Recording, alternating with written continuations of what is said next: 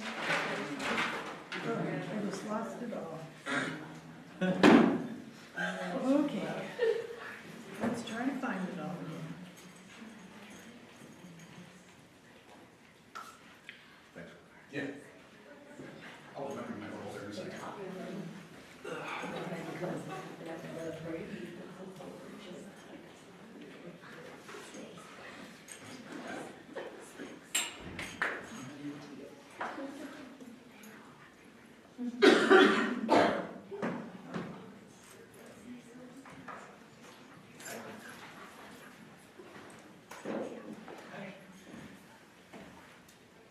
All right, guys, it is 4 o'clock. Let's go ahead and call the meeting to order and stand for the pledge. I pledge allegiance to the flag of the United States of America and to the republic for which it stands, one nation, under God, indivisible, with liberty and justice for all. Okay, today is November 21st. We are in a special meeting held at 4 o'clock. Let's go ahead and call roll. Rapp. Yes. Odell. Yes. Greer. Yes. Aiken. Yes. Kruger. Yes. I do need a motion to excuse Marcia. So moved. Second? First by Rob, second by Marla.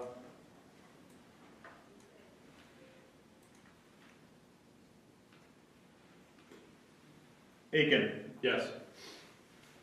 Yes. Greer. Yes. Odell. Yes. Rapp.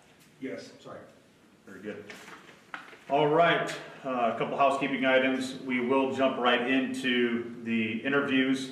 We'll limit those to an hour apiece as we're finishing up into that hour for the last 15 minutes.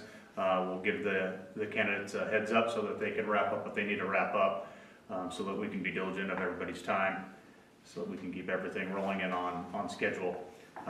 There is a chance to interviews, and then we'll come back out of closed session and open session. So we are governed by the Open Meetings Act, which is posted on the wall underneath the flag. Let's go ahead. Derek, you're up first. Excellent. Welcome back. Thank you. I spent some quality time in this room, so it feels a little bit like home away from home. Very good. Well, just like last time, we did put the interview questions up there on the table for you. A couple of these will be multi-question that you can refer back to those on. So, All right. when Lance gives me the heads up, You're good, fire away. All right, very good. Well, again, welcome back. You have spent a full day in the district. What are your thoughts and or highlights of the day? What concerns do you have? And do you still feel like you are a good fit for this position and our community? And if so, why? Well, I have to say my thoughts or highlights on the day. The day did not start out great. I don't know if you all have heard, but I promptly locked my keys in the car. And yeah, and you know what, the generosity and the spirit of the folks of South Sioux City immediately came forward, because I was prepared to have to call somebody and go through all the rigmarole, and Zyra and Drew helped me out, and before I knew it, my car was unlocked and the day was going.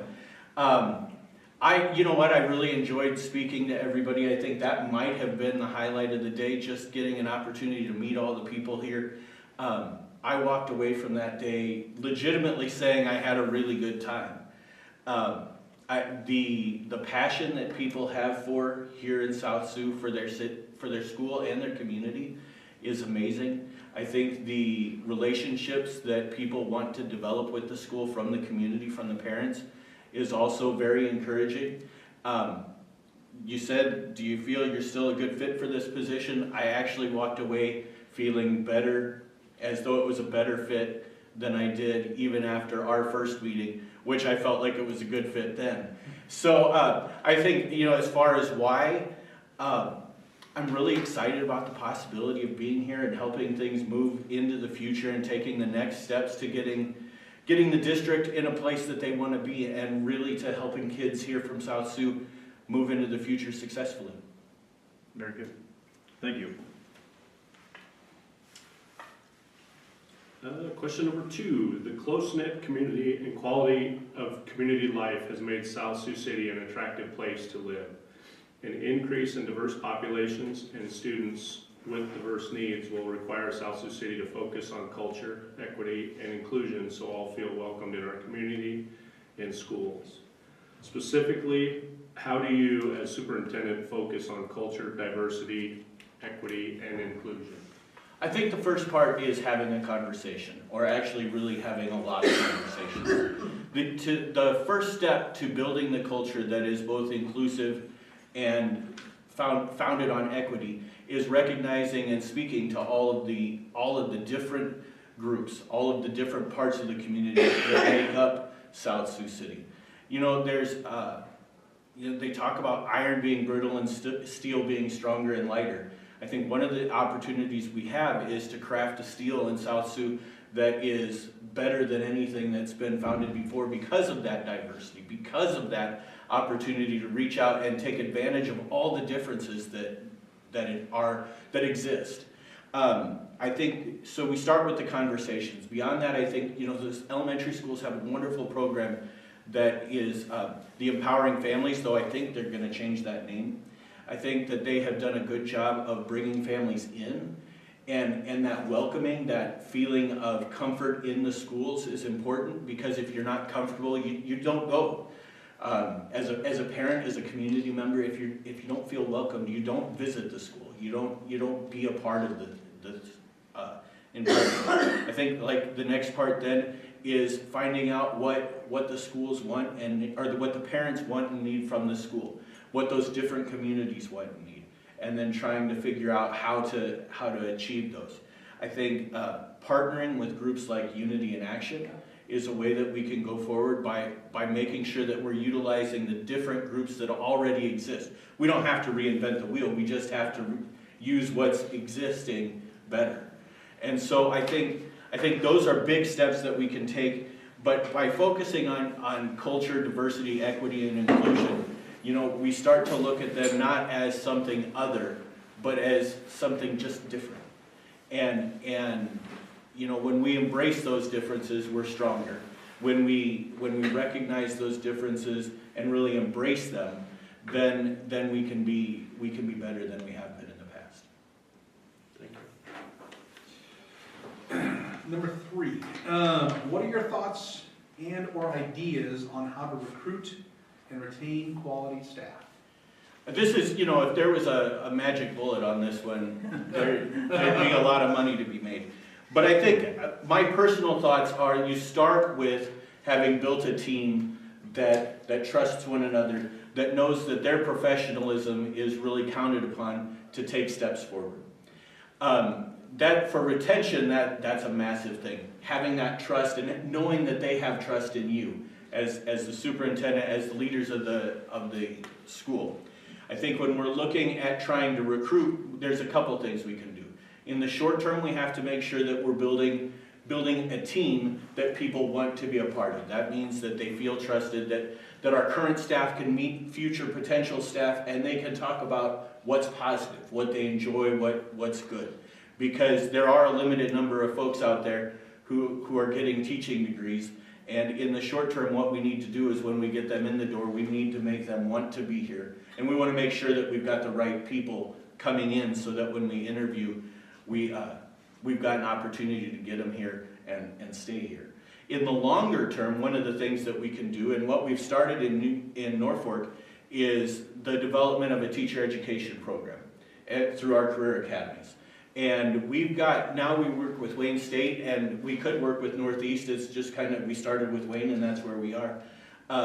We started, and our students in the career education program finish the first 3 classes at Wayne, which puts them on a track to be able to be more fully endorsed in their field areas, and then leave Wayne. And hopefully what they do is they come back to, well, in that case, Norfolk. If we did that here, hopefully they come back to South Sioux, partly because they know they're welcome, they know the success, and they've had good feelings about being in the school system here.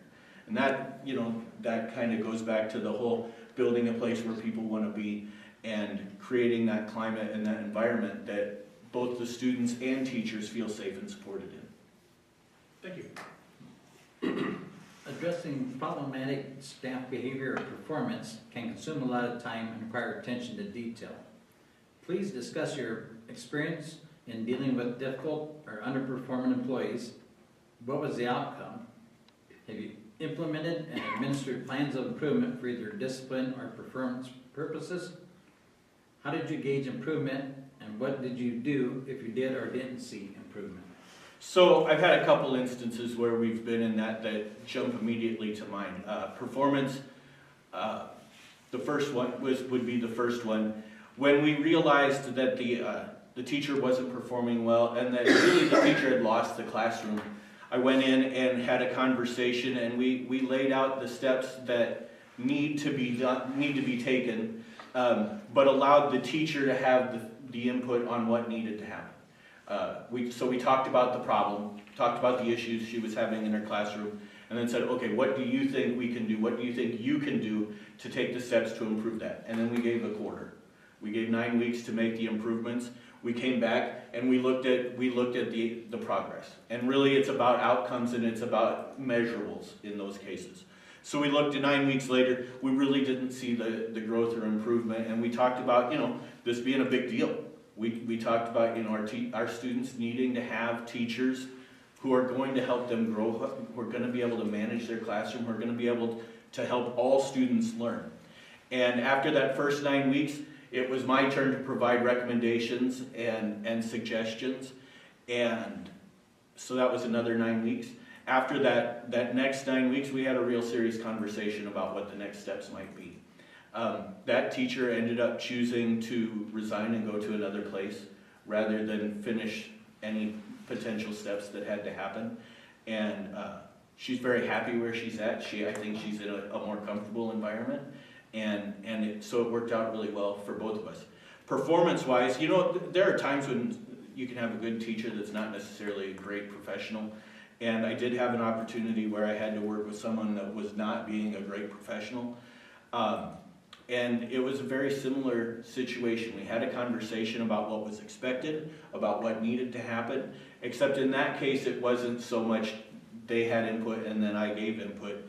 It was, these are the expectations of a professional at our school. And if you're gonna have trouble with these, we're gonna have a conversation. Some of those issues did continue.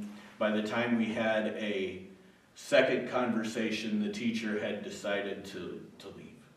And so sometimes part of that is just being able to have a hard conversation and go in knowing that you're going to have to, those aren't fun. And you have to know that you're gonna have a pretty awkward conversation that neither of you is gonna feel great about. But it's not about either of us. It really, the outcome that we're looking for is student growth and student learning. And if we don't have somebody in the classroom that can help students grow and learn, then we've got to take steps to deal with that. And that, in both cases, that is really what the accountability part came down to. There was a great quote that I heard from Paul Metler from Initiative 1 this summer, and it was that accountability is about helping each of us win. And in that case, that's, the win-win became that person found, in both cases, that person found a better situation where they were more comfortable and felt like they were in a better situation, and we were able to bring somebody in who we felt was going to help us achieve our goals. Thank you. On to mental health needs. Yeah. As in the case in many districts, the mental health of students was mentioned as a concern. The impact of the COVID pandemic on students' learning and the mental and emotional health was stressed as an area requiring constant monitoring and attention.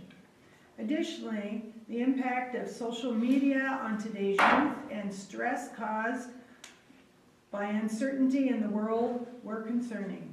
How do you address the mental health issues of not only our students, but our staff as well?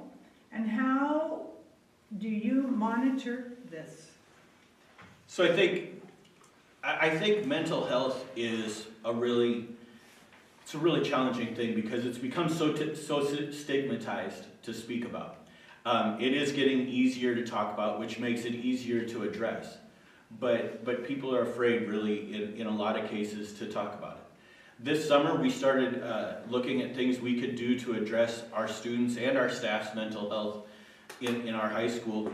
And one of the things that came out of our very first conversation was that everything we say about students, we can say about teachers.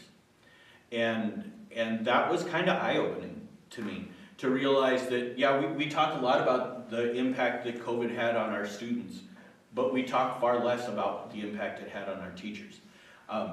As we talked, we had the opportunity to hear John Eller speak. He's the author of several books about trauma-informed schools, and he put everything in a context that really made things clear, and that was that all of our students are suffering trauma. Now, those traumas are different, and some of them are COVID-induced, some of them are family situations induced, some of them are just, completely out of their control, but they've had circumstances occur that put them in tough situations. As we talked about those, and as he kind of led us through the conversation, one of the things we realized is that the real trick to overcoming a lot of that trauma is relationships, and building solid, positive relationships, and developing them and using them to go forward and make sure that people are able to speak to other people. When we talk about students, I think I said last time I was here, one of the best things that I've seen is that South Sioux already has an agreement with a licensed mental health professional or group to be able to have licensed mental health practitioners in the schools already.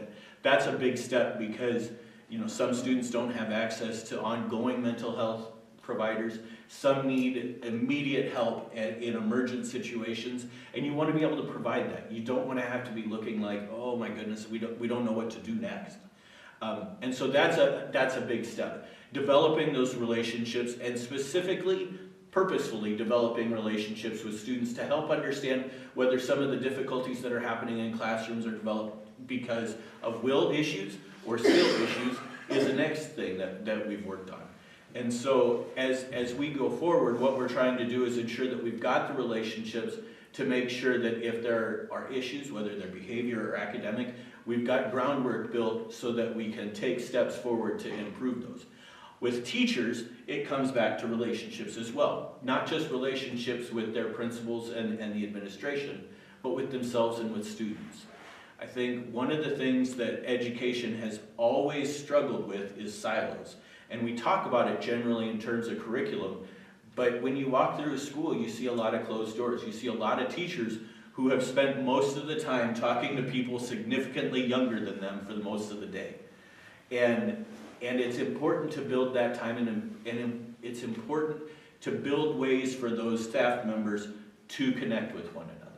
And so, one of the things that we did that one of my assistants stole from a predecessor was at the beginning of the year, we all sat down around a forum, which is kind of a pit in our student lounge, and we just all went around and talked about what we did this summer.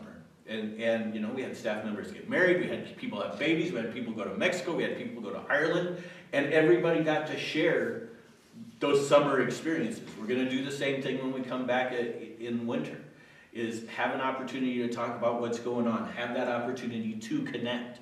And so, we're trying to actively make those connections both in school and out of school so that people have somebody in the school that they know is in their corner that's there to support them. One of the highest factors that Gallup uses for measuring engagement is if somebody has a best friend at school. And I think that it's important for everybody. They don't have to be your best friend outside of school, but it's important to have that person that you can go to and connect with and talk to, whether you're having a bad time or you have an idea or you just need to talk. Thank you. Yep. During the focus groups, comments were made that the district needs to focus on academic achievement. As the new superintendent, how do you address those concerns?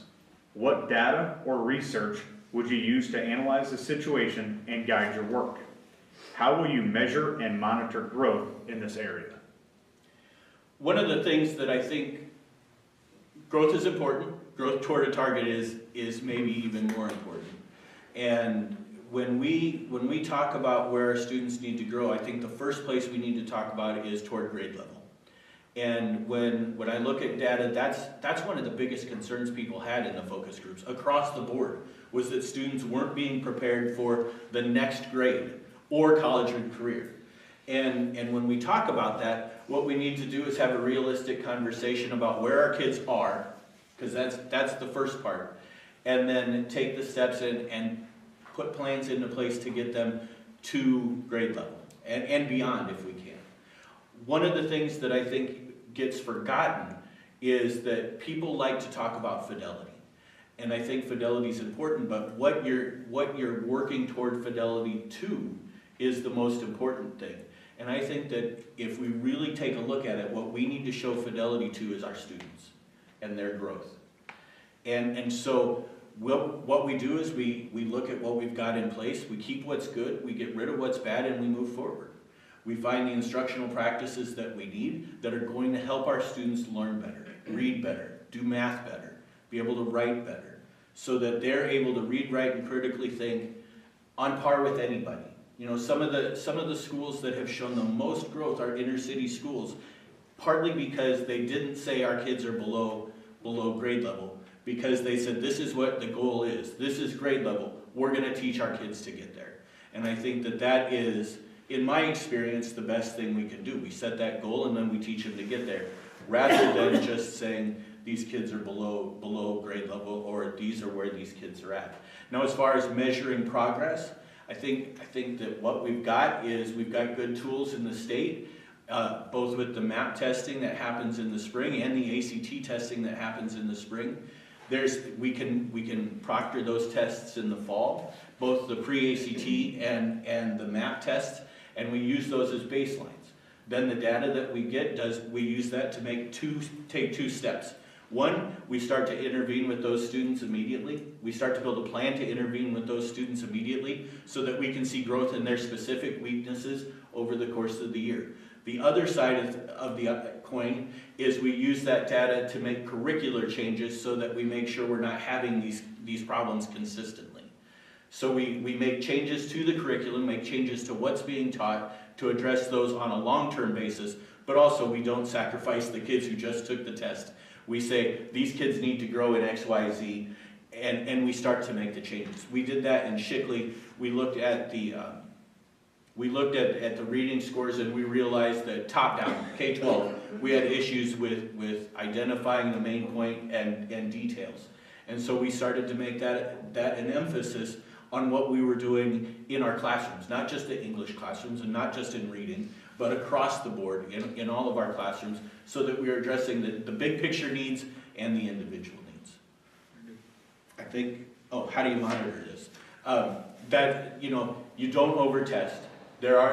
You use that 2 points of data. You can use a third point of data with MAP. There's no problem with giving a winner test to see how those interventions have gone and what steps they've made. But I also think that there are tremendous resources available in elementary programs, like spot checking, like weekly formative assessments, all of those things. But you have to know what you're looking for and what progress you're looking for to be able to make sure that those are productive. I think one of the things that we can really make a mistake in doing is just following something blindly, reading the words on the page and turning the page and then going and continuing because that's what the book says. Our focus has to be on helping our students grow and get better so that at the end of the day they are really legitimately prepared for college, career, and life. Good. Thank you. Strategic planning, goals, and visioning is critical for any school district. How do you lead us through this important process, and who is involved in this process? I want to start with who's involved. I think it's important to make sure that we have members of the community involved, parents, students, teachers, administrators, and you. I think because it's not about me, it's not about us, it's about the whole community. I think we have to have voices from all of those parts involved so that we can make sure that we've got a clear idea of both where we want to go and where we are. As we're going through the process, the first place we start is the mission. And South Sioux has a tremendously actionable mission in trying to provide safe and supportive environments to prepare students to thrive academically, socially, and personally. We look at that and we say, what does that look like? If we've done our jobs, what does that look like? That becomes our vision for success. We then compare our vision for success with the current reality, and we start to make steps to work from where we are to where we want to be. We work backwards. So if we want to accomplish this, these are the things that have to happen. Can we accomplish all of that in the next 5 years? Probably not. If we can't accomplish all of that in the next 5 years, what's the next part? What do we have to do to get there? And we work backwards until we've got a real set of actionable ideas that we can take and work on, and we can get everybody behind, and we take that step and those next steps, and each step we take is a little bit closer to where we want to be. So that's how I would walk us through that process. As a district, we need to address our facility needs. Do you have any experience in the following areas? Facility study or planning, district and community feasibility study surveys, passing referendums or bonds, building construction of school buildings, and that's it. Okay, if the list was going on, I was like, wow. Facility study and planning. We've gone through the process at Norfolk where just before COVID hit, we were scheduled to have meetings mid and late March with the community. And then everything locked down, and then the question of how the economy was doing and everything, we shut down. And so we had gone through the process of facility study and planning. We'd gone through the interviews and the tours and all of that. And I was part of that process. I wasn't in charge of it, but I was part of that process. And we worked with a firm to make sure that what we wanted, what our needs were clear, and they were able to talk to us about that, and what the district's needs and what the community's needs would be. And so we worked through that with them. We got to go through the bid process, or the proposal process from each company, and I was on that selection committee, so I've been through that process of picking the group that was going to do the work. And then, like I said, COVID hit. And so what we've had to do in this process is try and move forward without the bond and get things done without the bond that we could. And so ESSER's funds have been able to help us with some of that, and we've been able to take steps forward in that. We've used some building funds to be able to take steps forward, to be able to continue making progress towards where we want to be without going through that bond. The district and community feasibility study surveys, beyond what I worked with in that firm, which I think was CMBA, beyond what we did, I haven't had any experience with that. Passing referendums and bonds, we were about to do that. We did secure QC-Puff funds at Shickley, and I worked with our superintendent in that. We worked very closely in going through that process, and very much of the same process. We updated HVAC systems, improved bathrooms, built an addition into the front of the school for safe and secure entry, all of that. And so we did some of that feasibility and study and work with that. And then building and construction of school buildings, I would say from scratch, no, but through the experiences I've had, we've done the addition work, and we've done a lot of that kind of stuff. Cool, thank you. In both the survey and district leadership profile, stakeholders discuss the importance of the next superintendent being visible within the community. How do you create and foster connections and visibility with various district and community stakeholders? What activities or community organizations do you participate in currently in your district? I think there's two sides of this.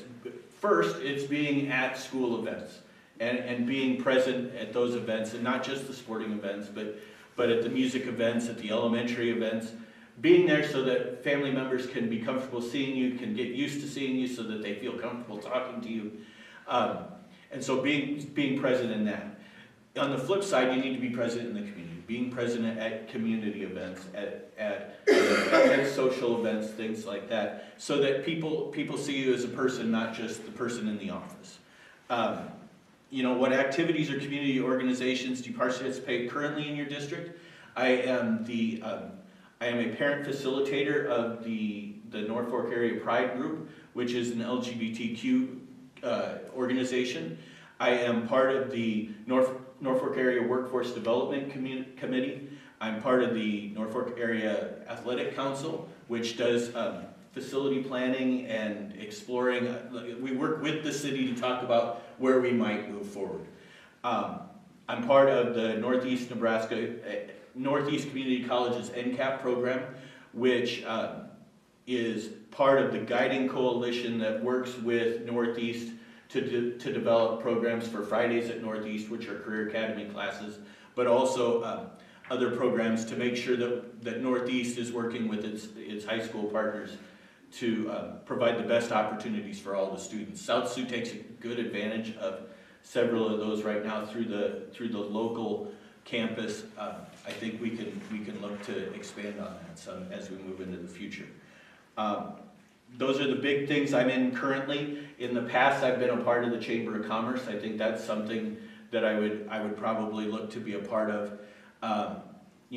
Other organizations, social organizations, I'm open to a lot of things. It's just a matter of finding the time and ability to get to them.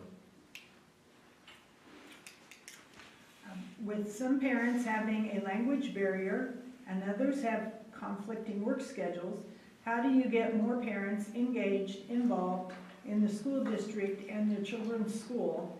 And also, how do we get more people to attend school events and activities? So I previewed this a little bit earlier. I think we start with the conversations.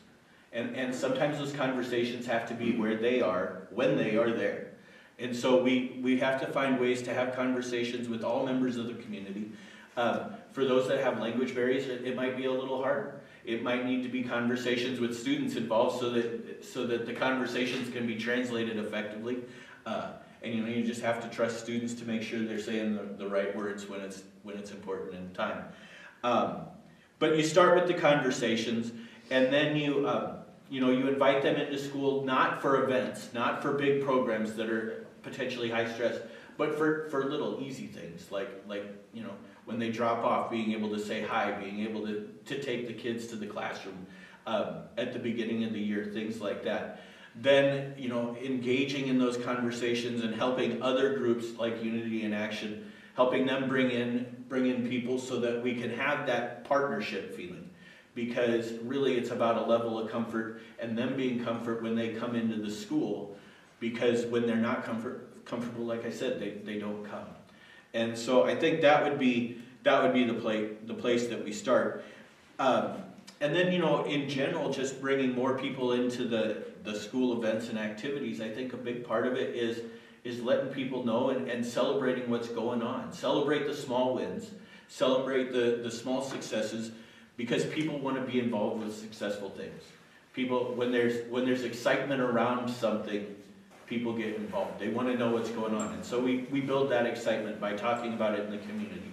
We build that excitement by trying to get out into the community and bringing people in, business owners, just your average community member, so that they can talk about how much fun they had at an event or had at the school, and they can start to see that as a welcoming place, as a big cornerstone to the community, not just some place that 20 years ago they got in trouble because they talked too much in class.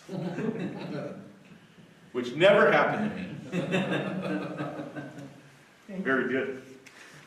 After going through this thorough interview process and our conversations that we've had thus far, are you still excited about becoming our next superintendent? And if so, why? Am I excited? If I can convince you to just stop the interviews now, I absolutely would. Yes, I am still excited about this. We've met now, I've come to South Sioux 3 times, and each time I walked away more excited about the community than the last. I think, I told you just at the end of our last meeting, I'm a change agent. I'm somebody that doesn't stand with the status quo. And when I look at South Sioux, there are so many positive things that are just out of reach. There are so many things that I think that we can do together to transform this into an exceptional district. Not saying that it's not a great district now, but I think that with a vision and with a plan, we can take some steps forward that could shock all of Nebraska. I think we can put ourselves in a place where people are looking at South Sioux and saying, how did they do that? And really, if we're all honest, I think that would be a pretty good feeling for people to look at South Sioux and be able to say, in a very positive way, we want to be like South Sioux. Yeah. And so, yeah, that's a little bit of if so and why. Very good. I don't think I have a chance at shutting it down. So we'll have to just go from there. Just a couple more things here, Derek. Have you given any thought to the potential salary or salary range that this position should pay? I believe Mike had given you that information up front, and just want to make sure that we're all on the same page of what that range looks like, and that you're aware of where that is. I've seen the range. Okay, very good. Yep. Well, before we wreap up, I want to see if you have any questions for the board. You know, I had the opportunity to ask a real wide range of questions over the last couple times. One of the questions that I think is just always most interesting is when you think of the mission and you think of that safe and supportive environment and preparing students to thrive academically, socially, and personally, what does that look like to you? What, like, for everybody, what does a successful outcome of that look like?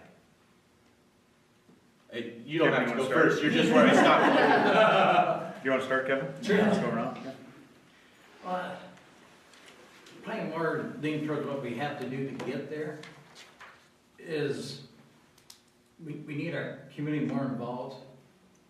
And again, I don't have the answer to that. That's why we're looking to you for. But if we get more community involved, I'm not even using the word support, just involved would be a good thing. The other one, just about tight with that, is to get all of our staff on the same page and working cohesively together.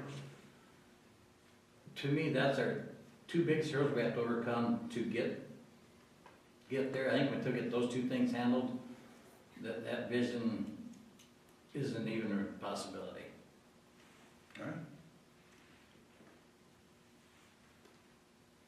I'm not sure I have an answer for this yet. We can skip you. You can say pass. Yes. Well, I'm very passionate about this district. My father was a longtime educator here. My wife's an educator here. My kids go to school here. So, you know, as we talk about that safe place to go, you know, I think that's really important to me, is that my wife and my kids can step into the district every day and feel safe here, but also what happens beyond that. You know, once they have a safe place to come, you know, how do we really strive, both educationally and even beyond that. And I think that's why we are looking for that leader to really drive us through what that's going to look like and how we can continue to grow on that. I feel that, you know, our mission statement, after you mentioned it, you know, I pulled it up here again just to read it again, but it is, you know, kind of based on an individual, a student by student basis. You know, this, the success of each individual student can't be, you know, they can't be measured the same, if that makes sense to you. Kind of talking around in a circle right now. And I went to school here, you know, like Chris did. I have children, one that's graduated and two that are in the district. I also want to have them in a safe environment, and we need a leader to get us there, so. Again, an alumni, the whole shoot match. My wife works here, obviously. Had 3 kids go through at different times. We're a little different family.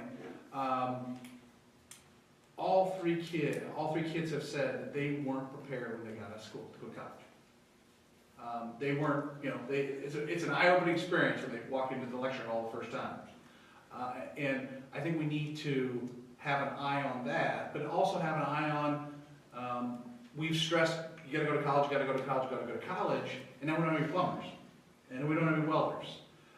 So that's, I think that I'm excited about the career pathways we're talking about doing here.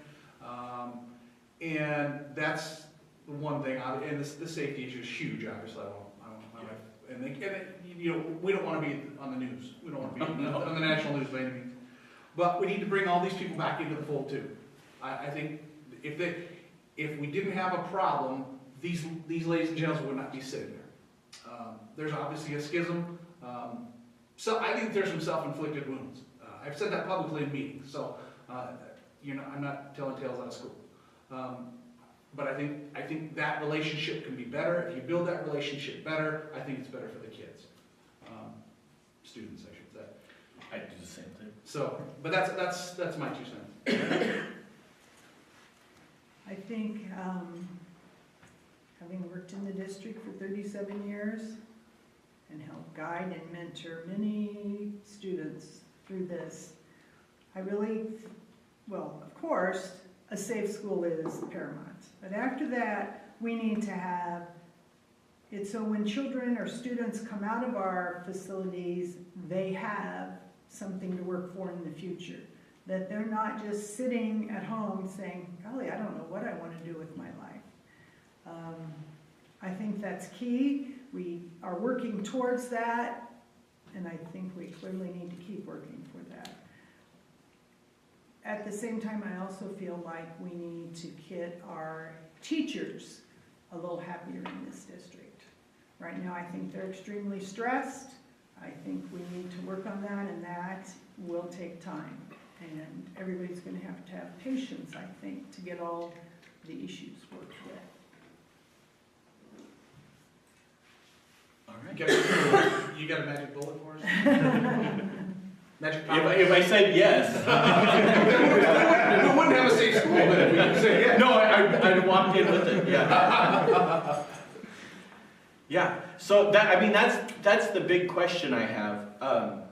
As my time, because I'm sure I'm about out of time. You're good, we have time. As my time kind of winds down, I guess the thing, and you 5 have all heard this, when I was coaching, I walked through our students with the keys to victory. And when I became an administrator, I knew I wanted to take those keys to victory and translate them, and they became the keys to success. And I want to share those with you again so that they're fresh in your mind, and it kind of paints the picture of who I am and how I will lead at the district. The first one is to define success.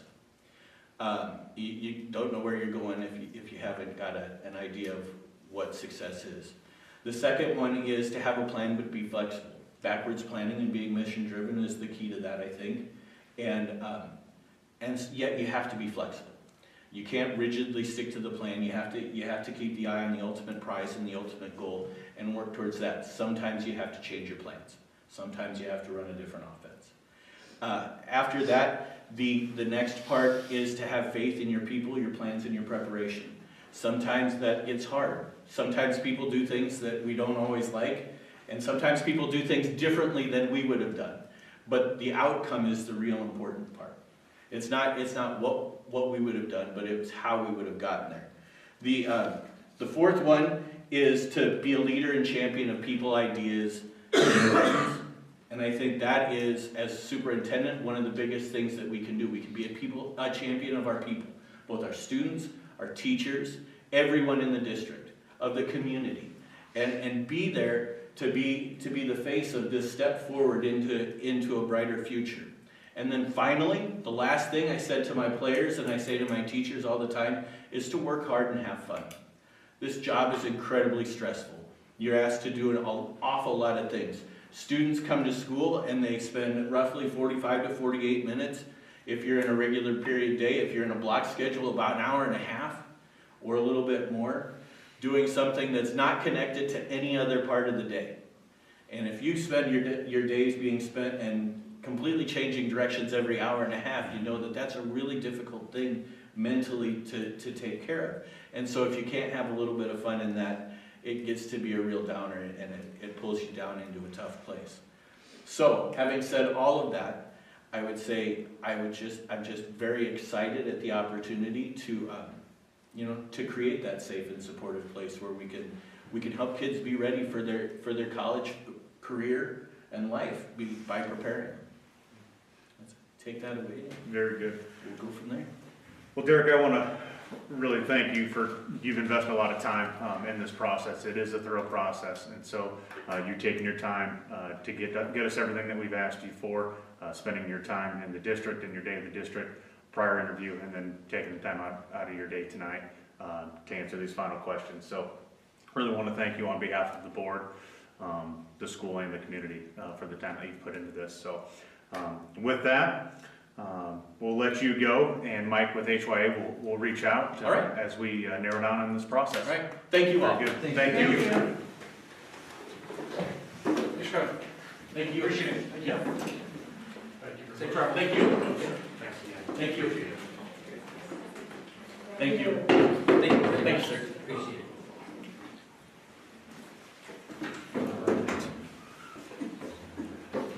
It is 4:45.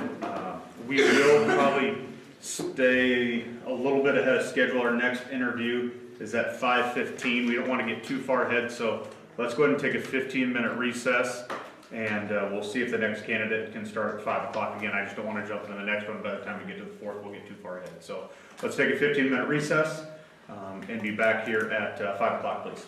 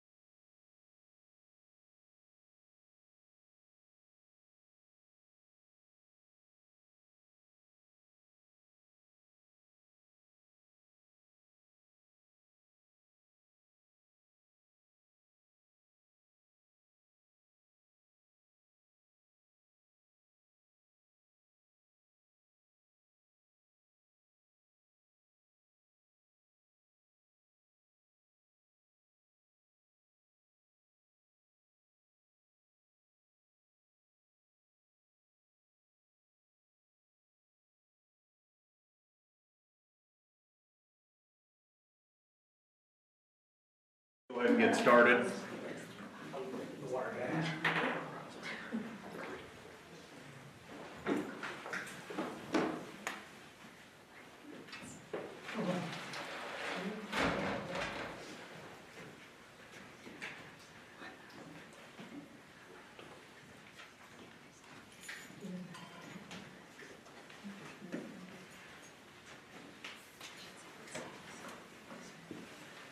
You got that job down. Did good. You got The it. least. You got it. Know your role.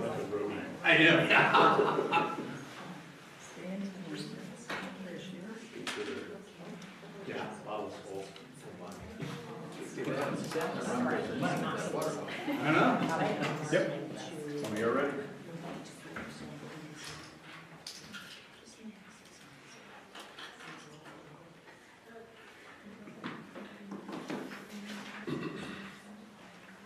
Welcome.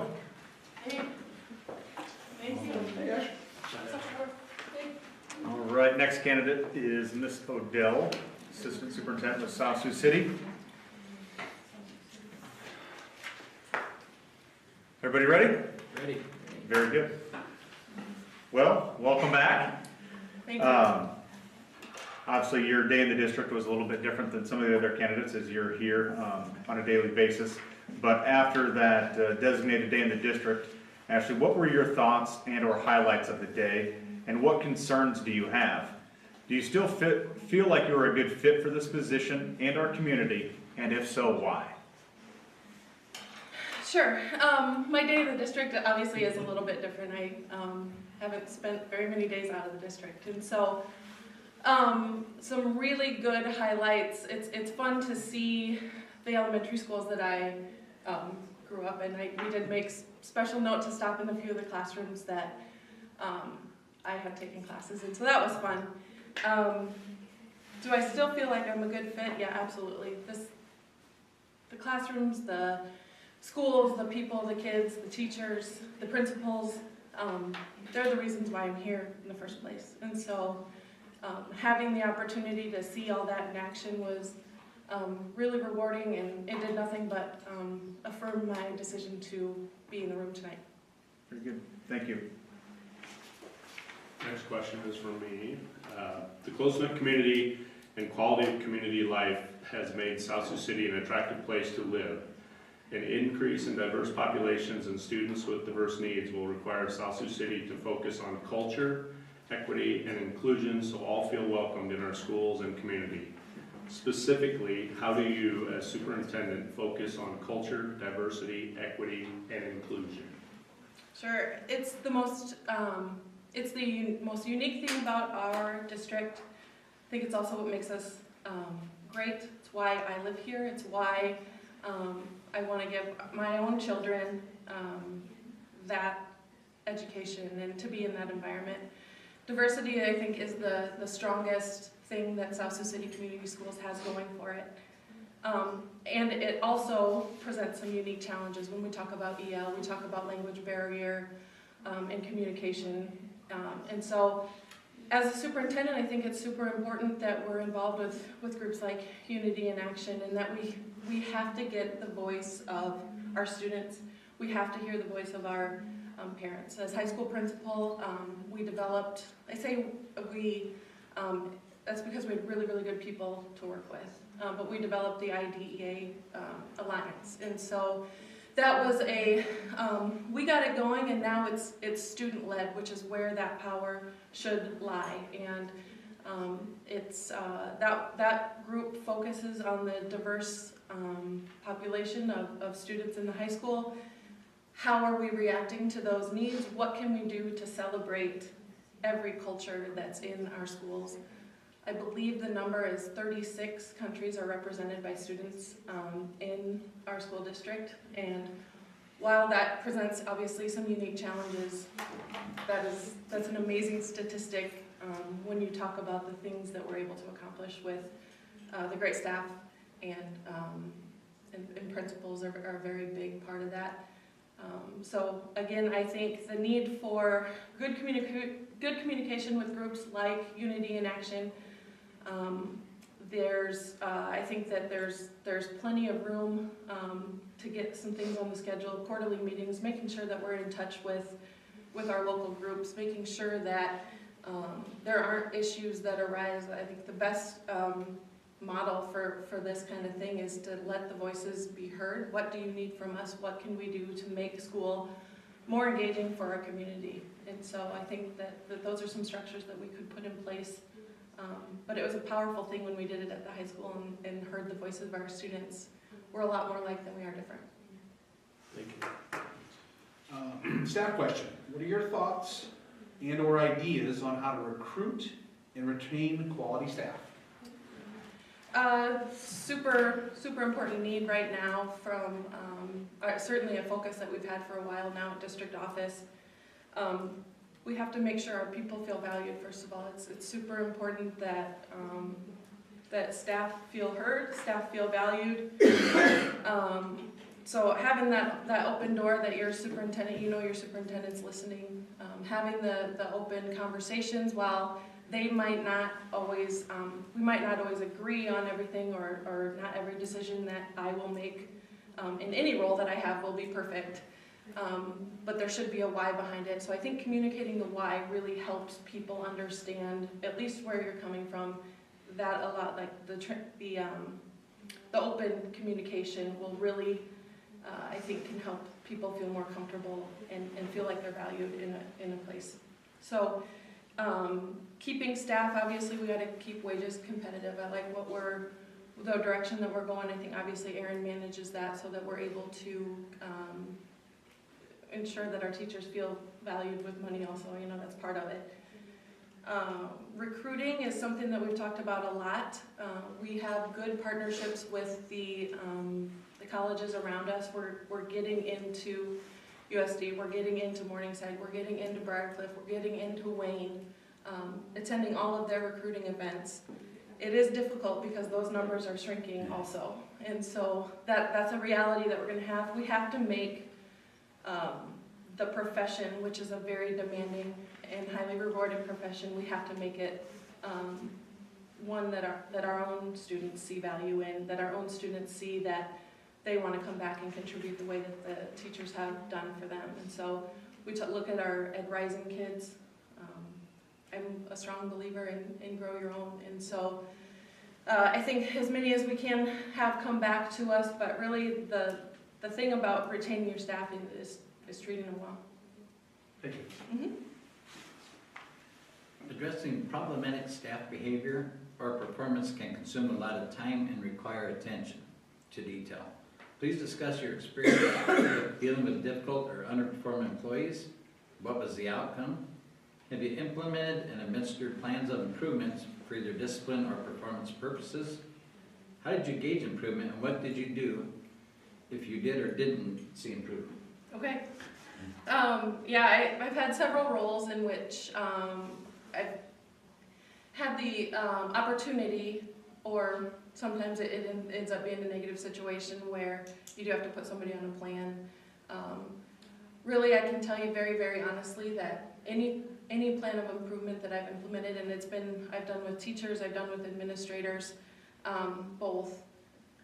My goal is, or my communication, or my thought behind that is, I'm not successful if they're not successful. I'm not going to have them be able to do something, or ask them to do something that I'm not willing to either teach them or walk side by side with them to get that done. And so I think there are several people that are still employed here that have been on an improvement plan with me, and I think they're thriving. And so that's really a rewarding experience for me. And so that's the good news. There are some times though when it just doesn't work out for a number of different reasons. And so we have a template that we use. It's been developed and we take a look at it all the time. Step by step, it'll lay out where we believe the strengths are, which is very important to celebrate, and where we think that some areas for improvement are. And then we have action steps under each area of improvement, timelines that they need to meet, and that's on all of our calendars. And so, to me, while it's unfortunate that stuff happens, there are times when it just doesn't work out, whether it's for us or for them. And so that has happened. It's part of the job. It's not the most glamorous part of the job. That's kind of a loaded question. Did I answer all of it? I believe so. Okay. Yes. Thank you. Mental health needs. As in the case in many districts, the mental health of students was mentioned as a concern. The impact of the COVID pandemic on students' learning and mental and emotional health was stressed as an area requiring constant monitoring and attention. Additionally, the impact of social media on today's youth and the stress caused by uncertainty in the world is concerning. How do you address mental health issues of not only our students, but our staff as well, and how do you monitor this? Sure. This is not an area that I am an expert in, but we've grown immensely in this. I'd say that we have, when you see our Director of Student Services talking about our school counselors or about our Heartland support that we have in the building, it's a true sense of pride here. I think this is something that we're very strong in. We have, every elementary have a Heartland, or are there 3 in the elementaries and then 1 dedicated to the middle school, 1 dedicated to the high school, and they all have full caseloads. We could double that, and I think everybody would have a full caseload. It's I don't know if it's from COVID or what it is, but the mental health needs are obviously trending upward, and we're tackling that as best we can. I think we've done a really, really good job in supporting those endeavors. But I think that, like anything, that's an area where we're going to continue to see growth. And I really, truly mean it when I say we could double the amount of Heartland counselors that we have, and the caseloads would still be there. So obviously that's a really important issue. I think, I took a very, my kids went through COVID as well. And I didn't really know that they were struggling until they went back to school, and I got to see them be much happier to be around their people. And everybody's doing the very, very best they can, whether it's teachers and counselors and principals.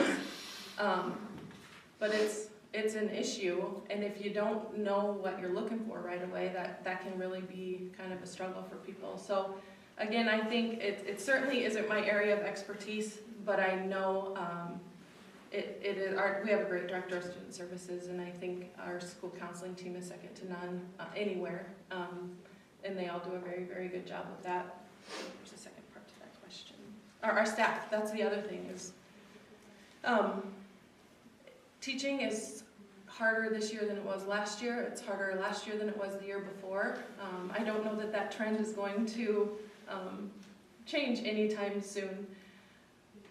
Making sure that, again, staff feel valued, staff feel heard, ideas are taken, listened to. When we mess up, we gotta say, hey, we're wrong about this, let's figure out a plan to get us back on track. But certainly the support needs to be there for the staff to their mental health as well. I believe we have the package that addresses that, and a policy towards that as well. So 2 huge issues that we face would be, obviously, how do we support our students, and then how do we support the people who are supporting our students? Big deal. Thank you. During the focus groups, comments were made that the district needs to focus on academic achievement. As the new superintendent, how do you address these concerns? What data or research would you use to analyze the situation and guide your work? How will you measure and monitor growth in this area? This is my wheelhouse, I think. Student achievement is something that I really, really feel strongly about. I think it starts with the belief that every student who walks through this door can do that, can achieve at high levels, every single one of them. And I really mean every student when we talk about high levels.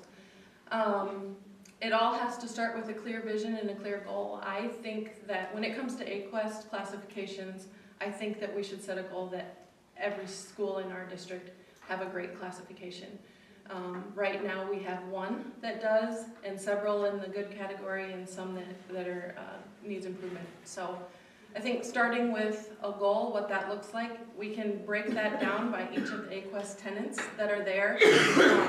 As far as like how to set those goals or what data or research that we use, it's all outlined in our accountability system. It's AQuest. So I think we can tackle it that way. We also know that ACT means something to students. And as far as opening doors after high school. And so we've got to be able to attack the ACT scores as well. I know that students are not a number, I understand, but a number can do a lot of things for kids, especially when it comes to the ACT test. And so if we can prepare them to get as high as they can on that, that's going to open some doors that maybe weren't open before when it comes to life after high school.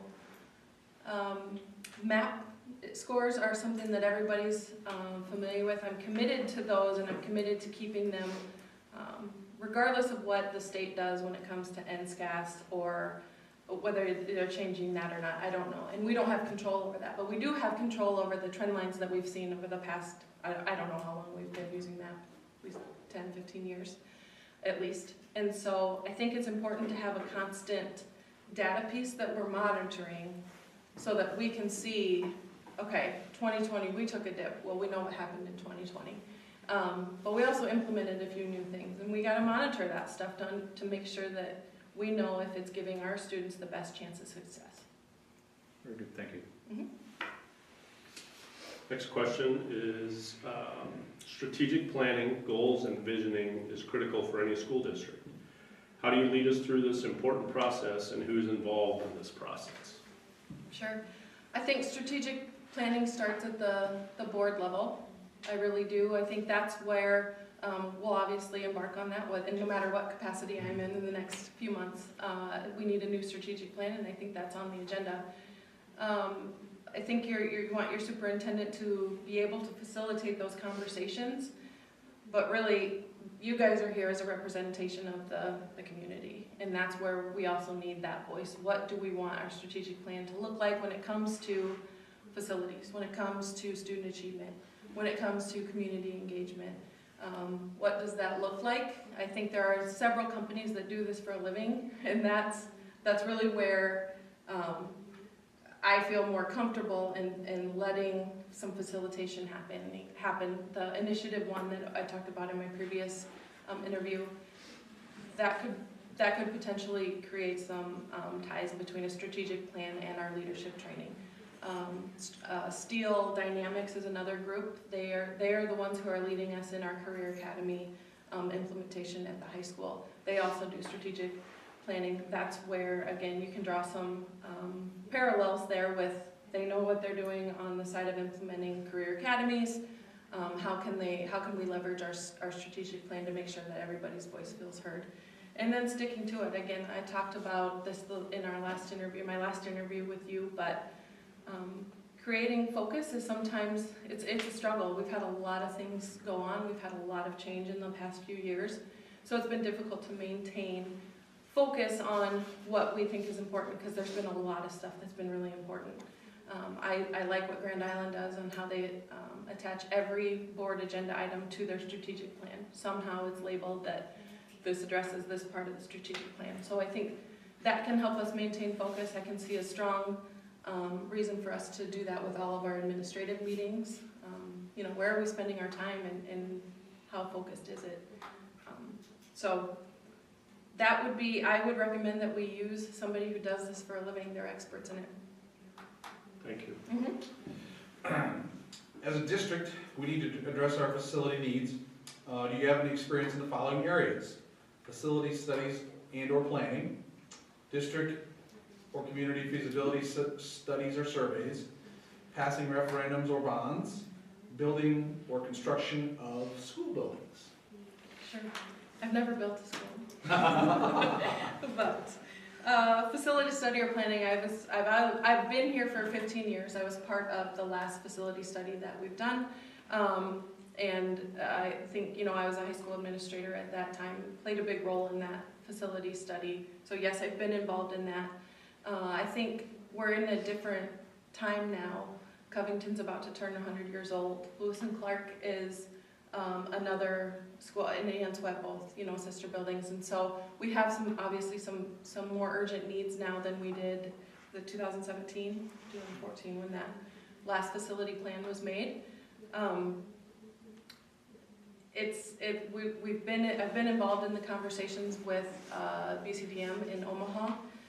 Some of the stuff that they're able to do now is incredible when it comes to heat mapping where our population is growing, and really giving you an analysis on where do you need to, is it wise to spend your budget here, or is it wise to start planning for a bond, or finding a creative way, whether it's a partnership with an ESU or something, to be able to build your budget enough to where you can sustain some sort of lease to own or something like that. So the technology is there. I would assume this will be another obviously part of an endeavor that we'll have to embark on no matter what capacity I'm in the next coming months, but it certainly is worth it.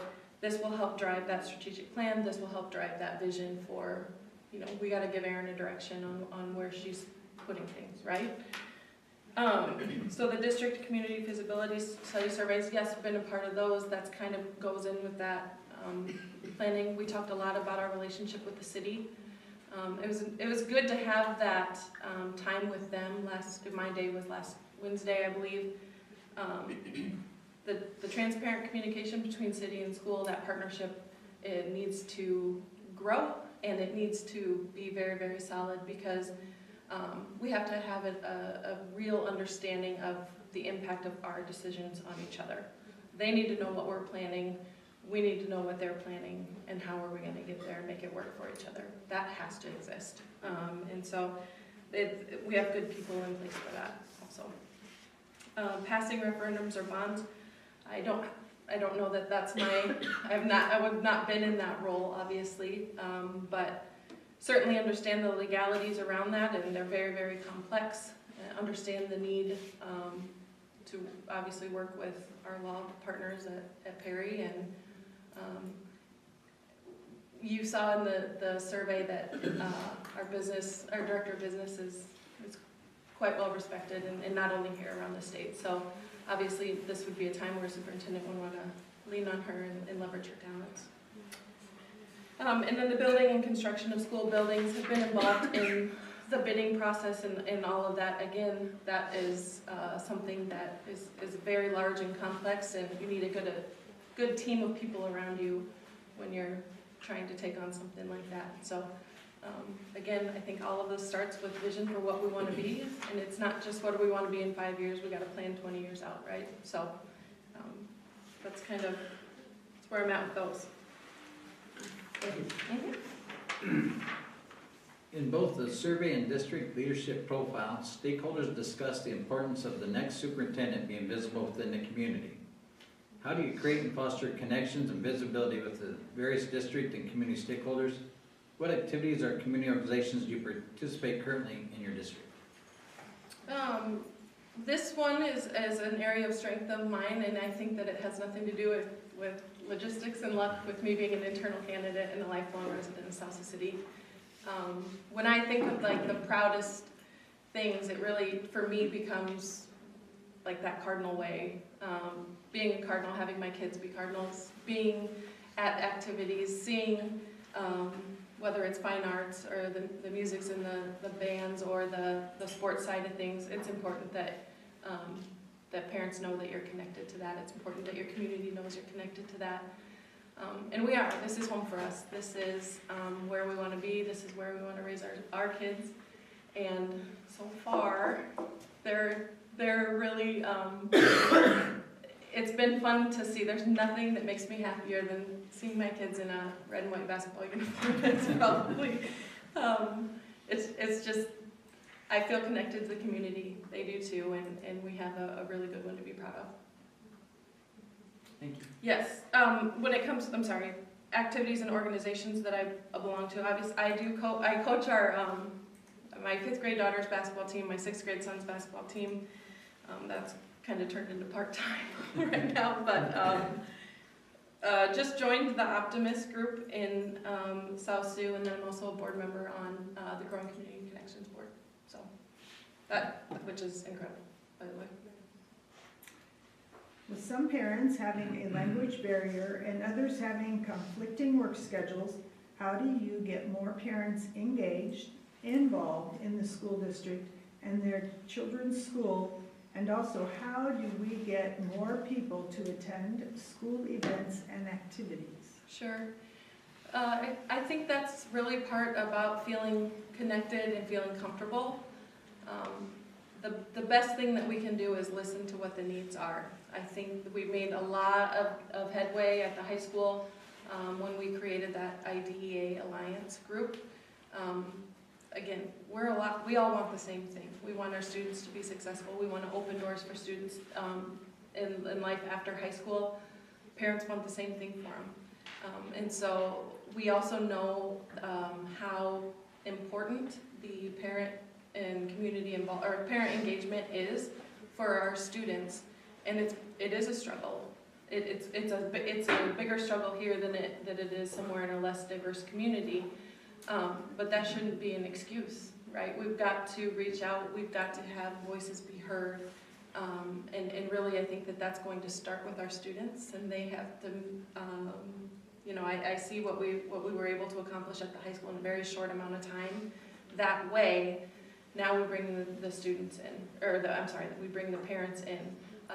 The family literacy project that's gone on at Dakota City and Lewis and Clark, you get a little emotional when they come to the board meeting and have had so many good experiences, good outcomes that happen, and that what that is, they're in there. We've listened to their needs about. They've had the time in the classroom to see what's going on, and then what do they want to work on. So if we continue to grow programs like that, really be open to listening to the unique needs that our community has, I think we can start making some more headway there. Good. Thank you.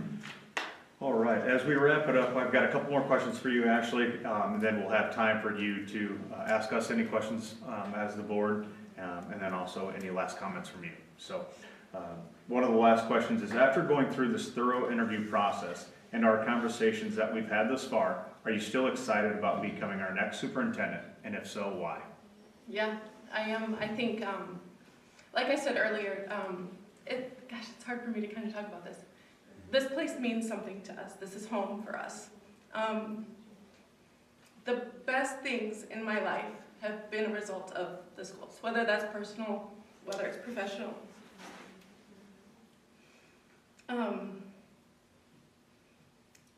Being an internal candidate, you're open to some level of scrutiny that others aren't necessarily, and that's okay. The good news is that you know me. The bad news is for me is that you know me. And so if you're looking for a perfect decision maker, a perfect person, it's probably not me. But I can tell you that going through this process, and it has been long and difficult. It really has. It's done nothing but affirm my decision to, and it's not mine. It's a family thing. We want to do this. So. Sorry for going left to center there, but yes, I'm excited about becoming the next superintendent if that's where we land. Very good. I'm also excited to continue as assistant superintendent in the district if that's where we land. I'm good with that. Very good.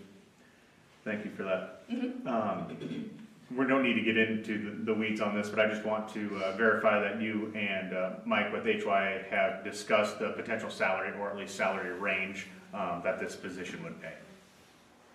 I've seen the posting. I've not discussed it with anybody. Okay, but you're aware of the posting? Yep. Very good. Now I'm going to open it up to you and see what questions you have for us as the board. I know that we're supposed to come with a bunch of questions, but the nice thing about being here for the last 15 years is I feel fairly well connected to what's gone on, how people are feeling, what we're kind of trying to get accomplished here. And so there aren't a ton of questions. I do think I would be interested in where, well, you're heading off. What do you think the three big things are? I would open up, I guess, for everybody. What are the three big things that you want your superintendent to make sure that they take care of? I'd like to see them reach out to the community and try and bridge that gap and find a way to get community involvement. I mean, except for not, I ain't even look for support at this point, just involvement. Even if it's negative, at least it starts a conversation. Sure. So if we can reach out, try and get the community involved, that would be very good. The other big one is try and get everybody working on the same page and working together. So I know for quite a while we've had division. And if we could mend those fences and get everybody on the same page, the same team, working towards the same goal, that's the two biggest ones. I really don't have a third. And then that's two of my biggest goals, far and above the rest. Sure. One of the things that is a concern to me, probably because I taught my last 14 years in the middle school, we talk about Covington, yeah, there's a huge plumbing problem there, we gotta do something. We know Lewis and Clark and Sweat are old, but middle school is packed. They can't even all be in the halls at the same time, there's too many kids. I've had to do a lot of supervision over there, and that building, we've got too many kids in the space we've got. We need to spread them out somehow and give them more space. Sure. So that's one of my main concerns is our facilities. I think we need to be doing something about that in them, because it will take us a while to get going. It is a long-term goal, but I think it's something we need to be working on. Yeah, tying that all together, I think Kevin hit on two of my top three, but community engagement is huge. The staff is very important, and I think last but not least, why we're here, and that's our students.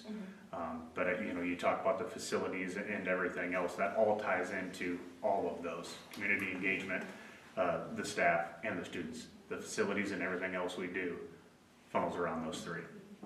So I think it's taking care of those three individuals are my hot buttons.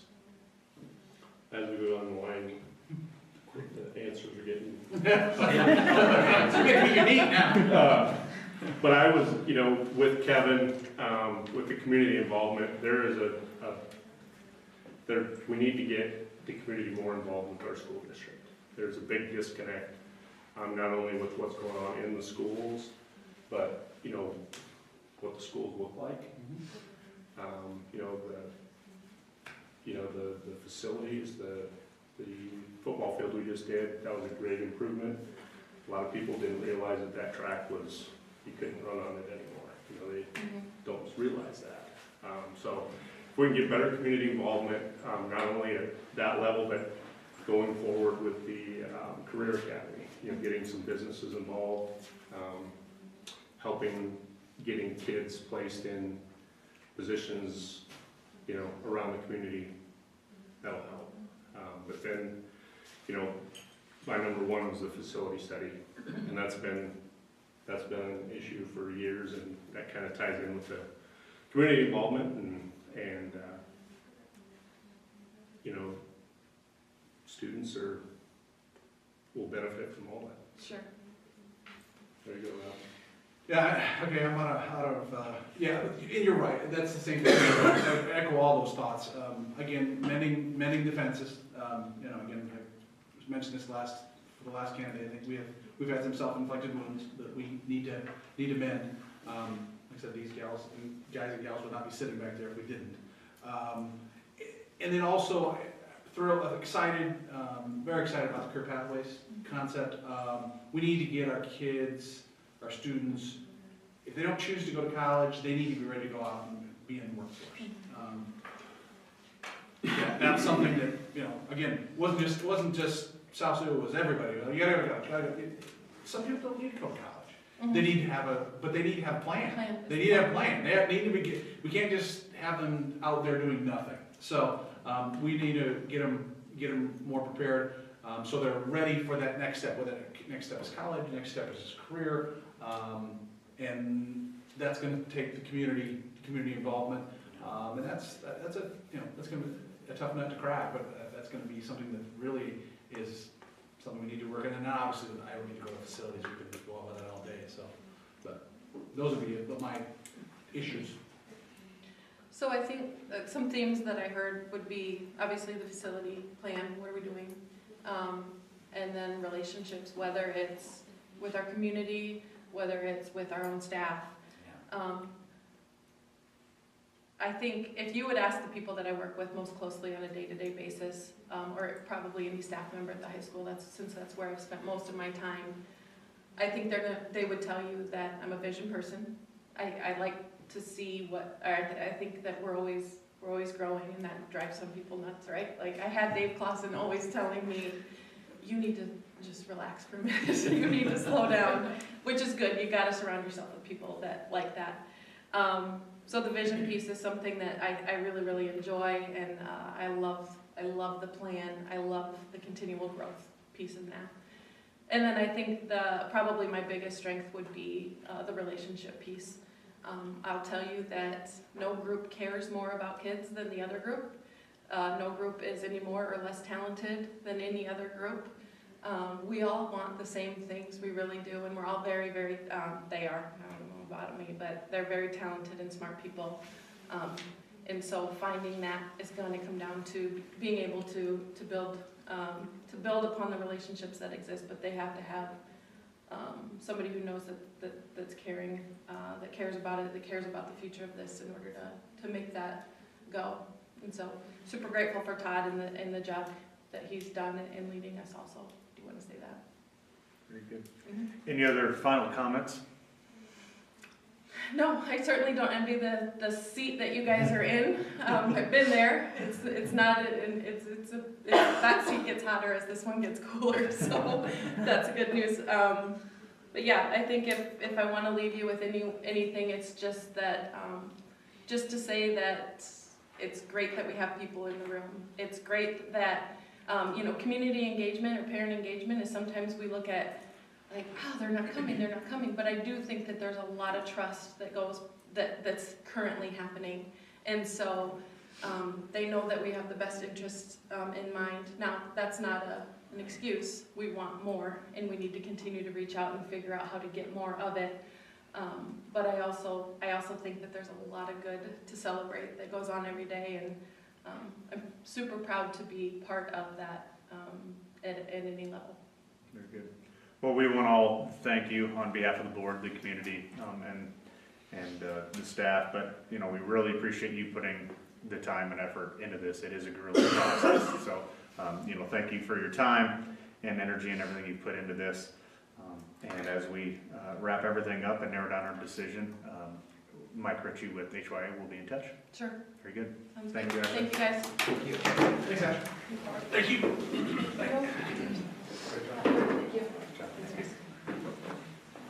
Thank you. Well done. Thank you. Thank you, Ashley. Thank you. I would say it's been fun. It's been good. Thank you very much. Yes. Thank you. Thanks. Have a good night. All right, guys. It is 5:40. Next candidate is slated for 6:15.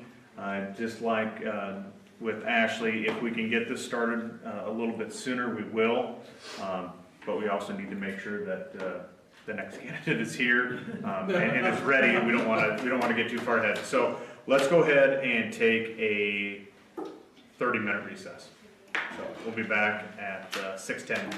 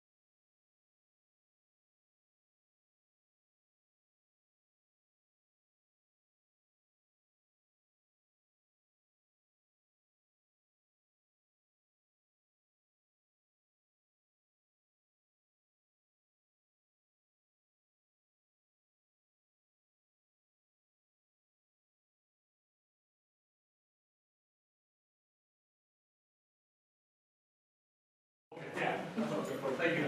Well, I tell you what, you guys are missing a very nice evening out there right now, so I'm sorry you're here having to do this, but it's a beautiful evening.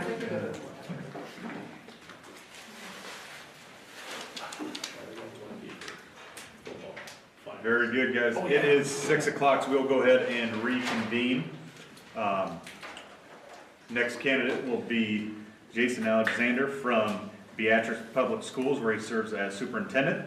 We've got 6 to 7 o'clock now blocked off for this interview. It'll be same format as you had last time, Jason, where we'll go around the table with questions. Questions are in front of you there, and then we'll finish up with questions for the board and any last comments for you. Okay, sounds good. Very good. Well, welcome back. You've spent a full day in the district. What are your thoughts and or highlights of the day? What concerns do you have? And do you still feel like you are a good fit for this position and our community? And if so, why? Good question.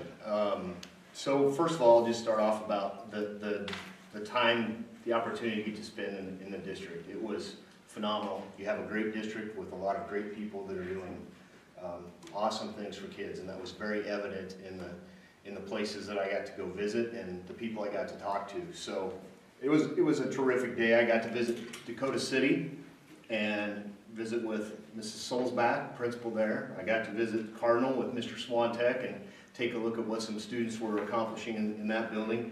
The middle school with Mrs. Crow and Mr. Erickson, that was a great visit as well. It was a little faster because we were a little behind schedule. I had the world's best tour guide in Drew, but I think maybe we talked too much in our drives around and didn't get to things on time.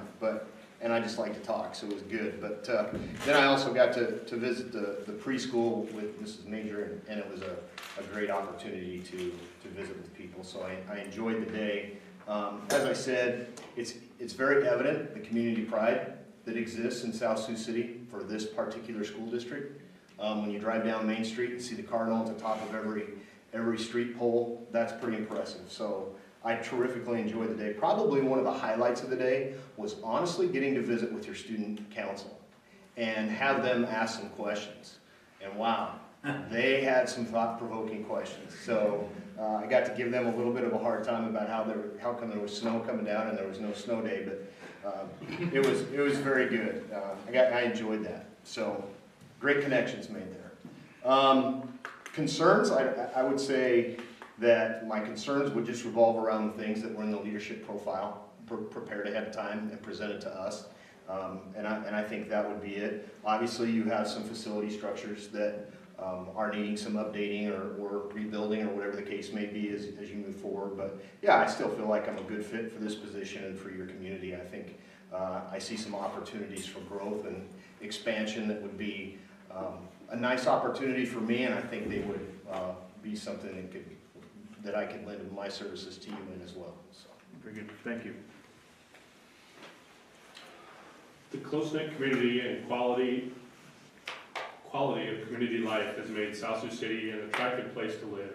An increase in diverse populations and students with diverse needs will require South Sioux City to focus on culture, equity, and inclusion so all feel welcomed in our school and community. Specifically, how do you, as superintendent, focus on culture, diversity, equity, and inclusion? Well, I think you're doing a great job of that tonight, trying to make sure that you have outreach to the people who couldn't be here this evening to be part of this process, so that's a great start. Great start when I walked in the office and they're calling for to deliver Christmas baskets to people who will help out. I think those are obvious examples of things that are going on right now. And I think what we have to do is have conversations and reflect on what we're doing well. What are the things that South Sioux City is doing well in terms of reaching out to people, listening to what their needs are, and then addressing the needs of the people that are in this list here. Culture, equity, and inclusion in our day and age is so vitally important when we look around our world right now and the things that are going on. I think it's more evident than ever that we have to find ways to build bridges among people of all different backgrounds and all different ethnicities, and we have to find ways to reach out. We have to find ways to include them. I think a perfect opportunity for that would be strategic planning.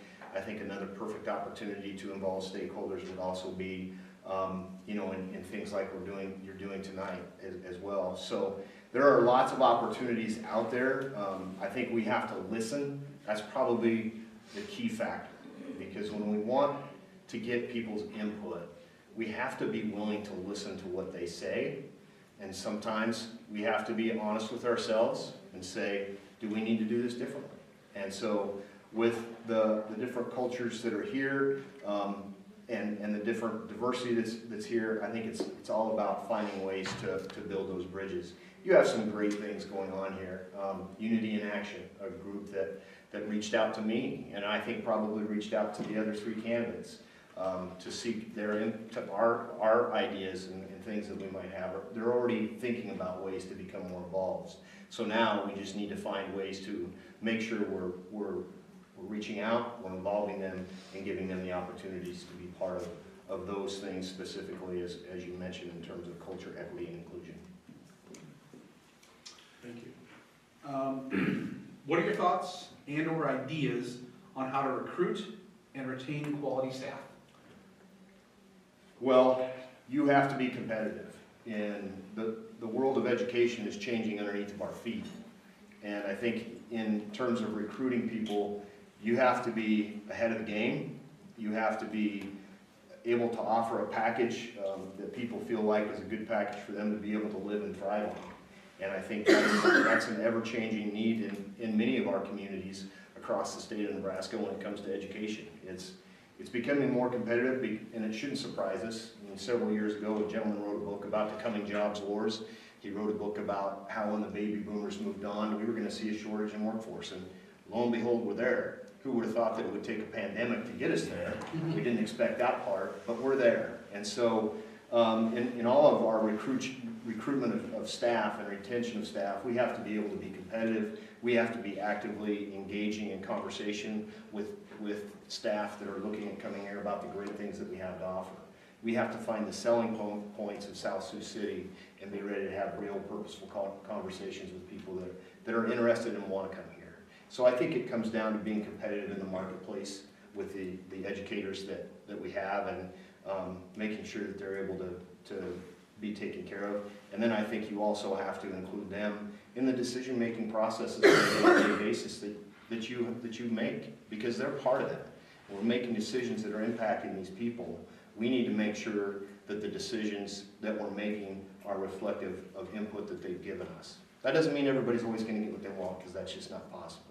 But it is possible to have conversations about how and what it's going to take to keep them here. And I think that's important for us to do.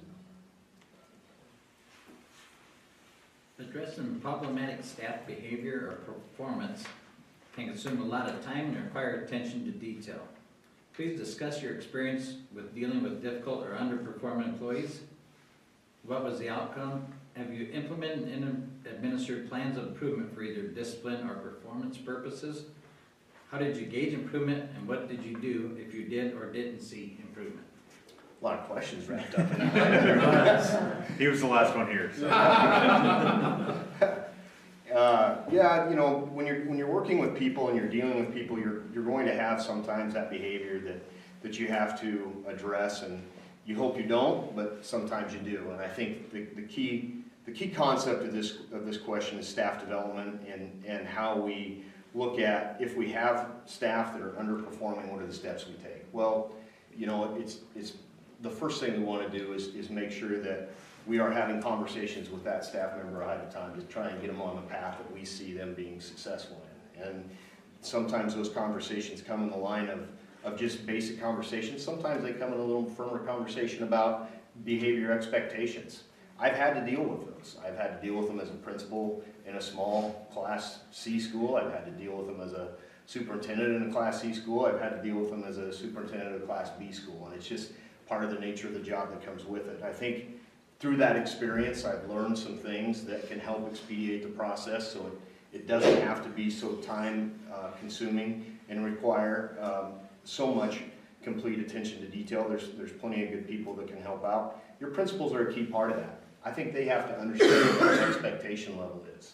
And I think everybody on staff needs to understand what the expectation level is. And then I think when those times come where you've had those conversations and they haven't been successful in getting the teacher on the path that you want them to be, or the staff member on the path that you want them to be, you have to outline specific, measurable, attainable goals that that person can reach. And you have to expect that they're going to be reached. And then if they're not, you're going to have conversations about that are a little more difficult in the form of improvement plans. And you're going to talk to them about the issues that you see, and you're going to make sure that if they're not reaching those improvement plans, that you may have to put them on administrative leave. That would be the next step in the process. And if that doesn't work, then ultimately it's time to talk about how we separate. And sometimes that's easy, sometimes it's not so easy. I've had experiences where it's not been so easy, and I have had some experiences where it's been easy. But ultimately, the goal is to seek improvement. The goal is to work with staff members to make sure that they understand what the expectation is. And when that expectation is not being met, then it's time to have those more difficult conversations. Thank you. Mental health needs. As is the case in many districts, the mental health of students was mentioned as a concern. The impact of COVID pandemic on students' learning and mental and emotional health was stressed as an area requiring constant monitoring and attention. Additionally, the impact of social media on today's youth and the stress caused by uncertainty in the world were concerning. How do you address the mental health issues of not only our students, but our staff as well? And how do you monitor this?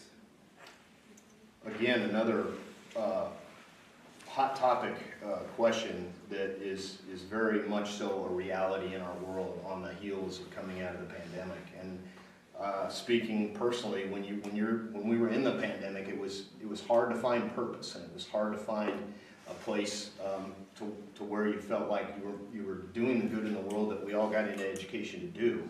And so I think that was true of students, and I don't think we all saw that coming. But social media is something that has, I think, lured our students in during the downtime that they had, and it wasn't necessarily positive. So we've got to find ways to give students opportunities and options out of the tunnel of social media.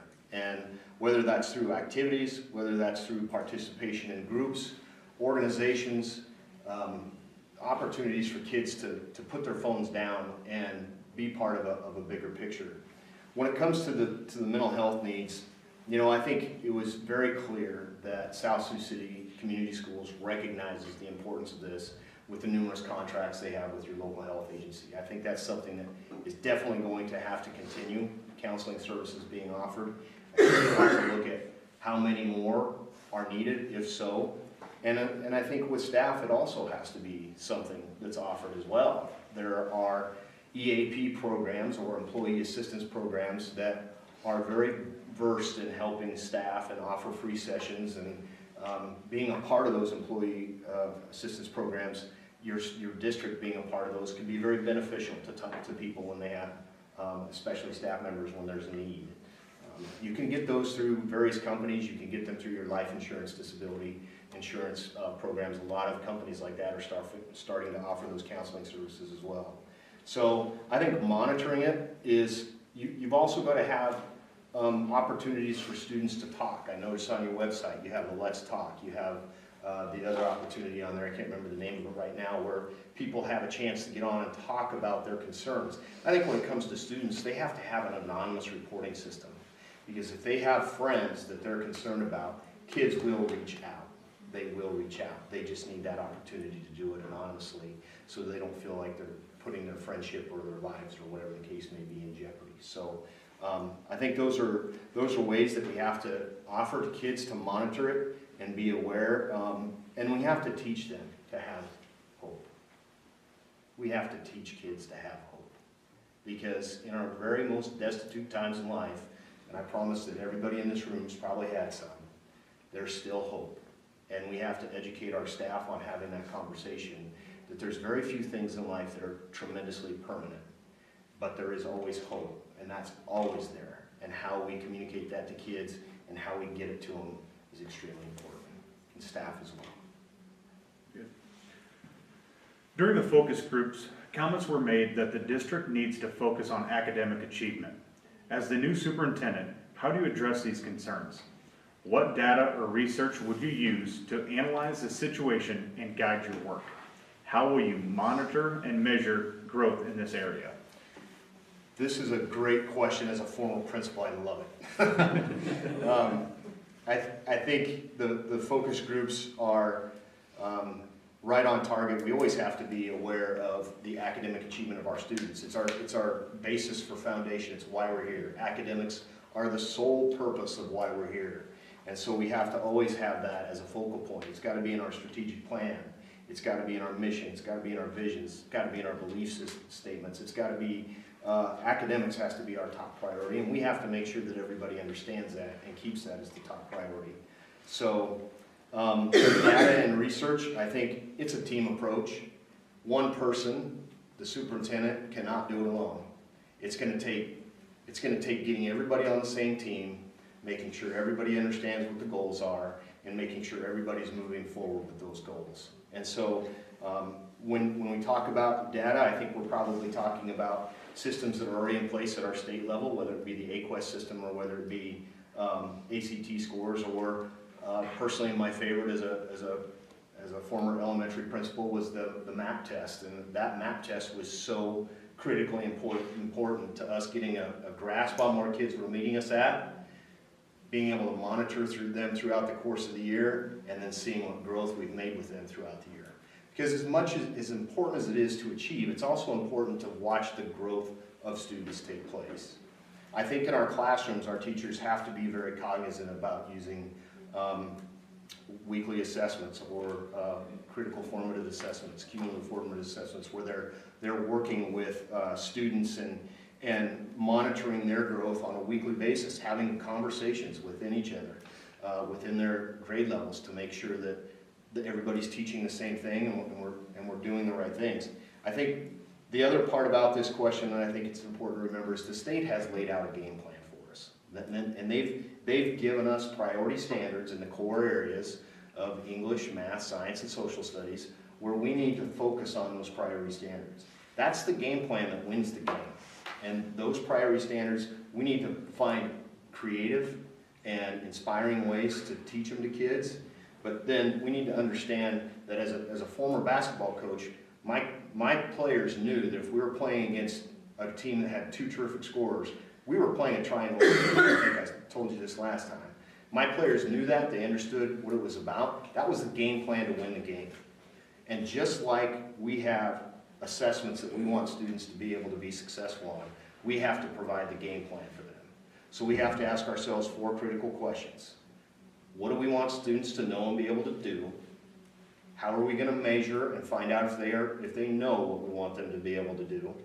When they're not successful, we have to have a conversation that's reflective. Why weren't they successful? What do we need to do different?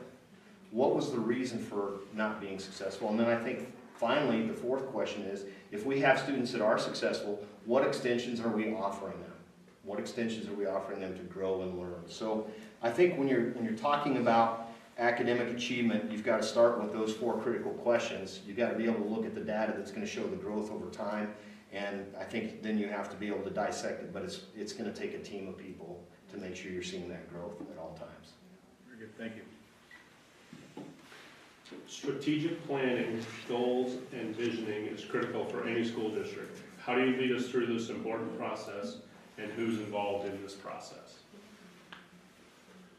Well, I would agree with that. Strategic planning, goals, and visioning is critical for any school district. It really is the guideship of what keeps a school district having a vision out there as to what it is they want to achieve.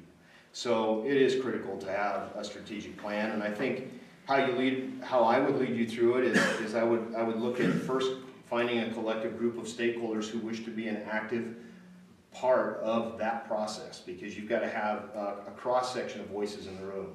You got to have staff members, you got to have board members, you got to have community members that are actively interested in being a part of creating a strategic plan.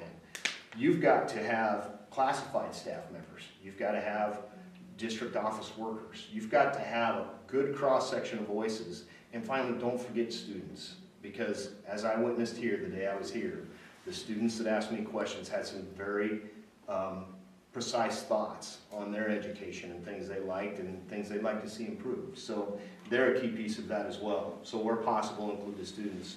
You're going to look at your mission, you're going to look at your vision, you're going to determine if those still fit what it is your mission and vision are, or if they need some adjustments.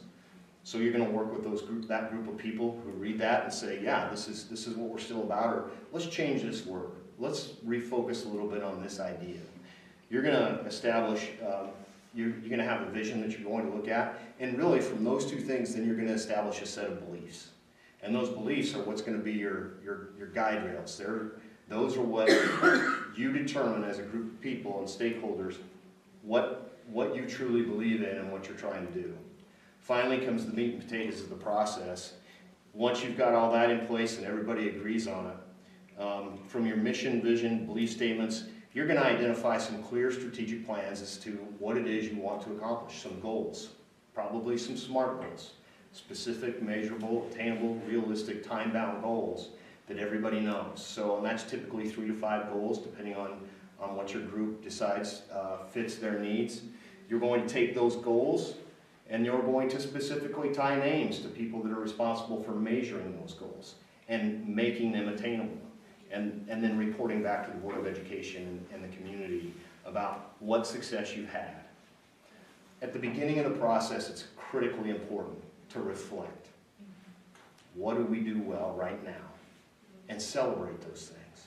So you've got to, you should always start with reflecting and celebrating the things that you do well, and then asking yourself how you can get better. So that's how the process that you go through to establish a strategic plan. As a district, we need to address our facilities needs. Do you have experience in the following areas? Facility study and or planning, district and or community feasibility survey studies, passing bonds or referendums, or building / construction of school buildings? E, all of the above. Yes, in my career, I've been part of all of those things in the districts that I've been in. Currently, I'm in a district in Beatrice where we just found a creative way to build a building, and we broke ground on it September 30th on a $40 million, 140,000 square foot PK through 5th grade elementary school. That process is a little bit different than the traditional bond process, but I've been part of that too in my experience at Ord Public Schools. I was the elementary principal at the time, and I helped the superintendent, Mr. Kroger. We came up with a PowerPoint presentation that talked about the needs. As a school district, you have to talk about what your needs are, otherwise the community assumes that everything's okay. So you have to talk about what your specific needs are. You have to get them out there. You have to be willing to take those needs to the community, because not everybody's going to come in and see what they are. So you have to find a way to take that to the community. In the bond issue that I was part of, we went door to door. We had a group of campaign managers that went door to door to talk to people about those needs, give the information. We had community sessions where we provided a PowerPoint presentation and had a representative from the community talking about those. It wasn't a board member, it wasn't a superintendent. It was a concerned parent that stepped up and said, I'll talk about our needs because I want better for my children in this school district. And that was a strategy that worked. So I think that's important. Recently, with the building in Beatrice, I spent 8 evenings doing a tour of the community. Had 8 community group, led 8 community group informational meetings. Went to the Rotary, went to the Kiwanis, went to anywhere I could go to. A couple of retirement places to talk about what the needs, specific needs of our students were, and why we needed to do better as a school district. We needed to offer our students a place that was. And the board identified 3 key goals. They wanted safety and security to be the top of that discussion. They wanted equity to be in the middle of that discussion. And not just equity amongst ethnic races. They wanted equity amongst ADA compliance and our students with handicap needs. We have a 25% special education need in Beatrice. And we have kids that were not receiving equitable services across the district. We need to focus on making sure we're meeting those basic needs of students and all students equitably. And so finally, and the last part of that is efficiency. You know, when you look at buildings that are multiple years old, the efficiency and lifespan of those buildings is probably fairly dilapidated. And that's what the feasibility study will help you pinpoint and say, this is what our energy costs are right now with this building, and this is the improvement we could make if we take these steps, or if we do X, Y, and Z. And so I think all of those things are terrifically important. I would say that's probably my wheelhouse. It's what I love. I love being a part of kids' lives, and I love finding ways to make their lives better while they spend their time in school. Thank you. In both the survey and district leadership profiles, stakeholders discussed the importance of the next superintendent being visible within the community. How do you create and foster connections and visibility with the various district and community stakeholders? What activities or community organizations do you participate in currently in your district? Very important aspect of the superintendency. People want to see you interacting with all of the different groups of people in the community, from the students first and foremost, to the staff, to you know, the patrons of the community. They want to know that you're approachable. They want to know you're personable, and that they can talk to you, whether it be about something, concern they have, or whether it be a compliment they have about an experience they had at Cardinal Elementary School. So, you know, they want those opportunities to be able to talk to you. So you have to be visible in the community, and there's multiple ways to do that. School activities would be an easy one for everybody to target, but I think you've got to be active and involved in things like Rotary and Kiwanis and your Chamber of Commerce, economic development, city organizations, places like that you can be visible in as well, so people can have those conversations is important. I've been part of all of those organizations I just listed in either one community or another that I've been on. I've been on economic development, I've been on Chamber of Commerce, I'm currently on the Rotary, I'm on the Y board. We had a meeting today that I missed, so I apologize for that. But we have, you know, there's multiple opportunities to be out there and be a part of it, and I think you have to make sure that you're invested in it and show people that the community is important to you as well. Thank you. With some parents having language barriers and others having conflicting work schedules, how do you get more parents engaged, involved in the school district and their child's school? And also, how do we get more people to attend school events and activities? Well, you know, the old saying of real estate is location, location, location. And with this particular question, I think it's more about communication, communication, communication. There can never be enough of that in terms of reaching out to the people that you want to get involved. And so I think the key part of that question is having conflicting work schedules. And I think what we have to do is find creative ways to work around people's work schedules. One of the things that we just kind of have started this year is we wrote a grant through the National Family Literacy Council, and we've used that funding to infuse into our ELL program. And we have 2 awesome paraeducators that we were fortunate to be able to pay to create opportunities and help get those families into our school district. So through that grant, we provide daycare, which when you've got working families, you got to figure out a way, if you want them in your building, to help them with their kids. You've got to find ways to feed them, to make sure that they're not having to prepare a meal outside when they get home, or whatever it is you want them at. You have to find a way to feed them and make sure that they have a great experience while they're there. You have to find the right people to actively partner with you to get these people in the community. And again, we were fortunate that it happened to be a couple of our paraeducators that were excited about that opportunity to help build our English language learner program.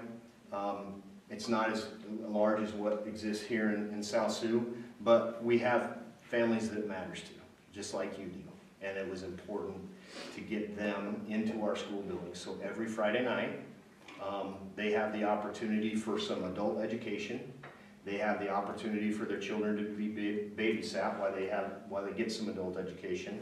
We bring in speakers, we bring in community members to talk to them about whatever needs they list that they need. We provide them a meal. We try and work with them as much as we possibly can. I got to go visit a couple Fridays ago, and it was really exciting to see the things that these two ladies and paraeducators have put together for activities to bring these people into school and make a community within the community and make them feel part of the community. And so I think there's lots of opportunities out there, communication, finding ways, creative ways to get people in the buildings, but most importantly, figuring out ways to work around their hectic lives of work schedules and taking care of kids as well. I got a couple more questions for you before we finish up with questions and last comments from you. But after going through this thorough interview process and the conversations we've had thus far, are you still excited about becoming our next superintendent? And if so, why? Yes, I'm excited about it. I think the day in district was truly a great opportunity to see what's happening in South Sioux. And again, I'll go back to the fact that when I had the world's best tour guide driving me around, I got to see things that I may not have been able to see.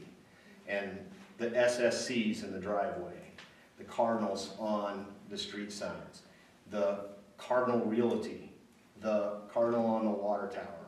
Those are just tremendously powerful statements about the support that is in this community for its school. It's heartwarming. It's very exciting to think about being a part of that. So I think those are a lot of the reasons why. It's been a very thorough interview process. My compliments to you as a board for taking your time. It's probably the most important job, as you mentioned, that you have. And so I appreciate and applaud you for the thorough process that you had. Very good. We won't get into the specifics on it, but I do want to just mention and make sure that you've had a chance to discuss with Mike at HYA about the potential salary or salary range. I believe he had touched base with you on that. Yep. We had some correspondence back and forth. So Yep. You're clear on that. Any other questions that we need to address? No, I don't think so, not this time. Okay. Moving on then to final questions for the board. After you spent your day in the district going through this process, you asked some good questions last time. We were in an interview setting, but what other questions do you have after coming back?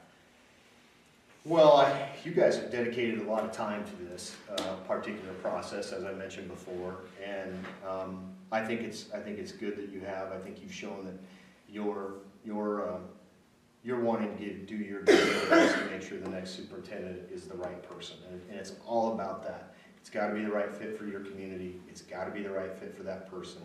So, we talked a little bit about some of those characteristics, but now that you've been through it, do you see any characteristics that you think are important in your next superintendent?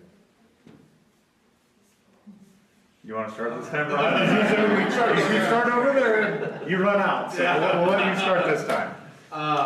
Well, my standard three so far have been, obviously, the facilities are going to be an issue.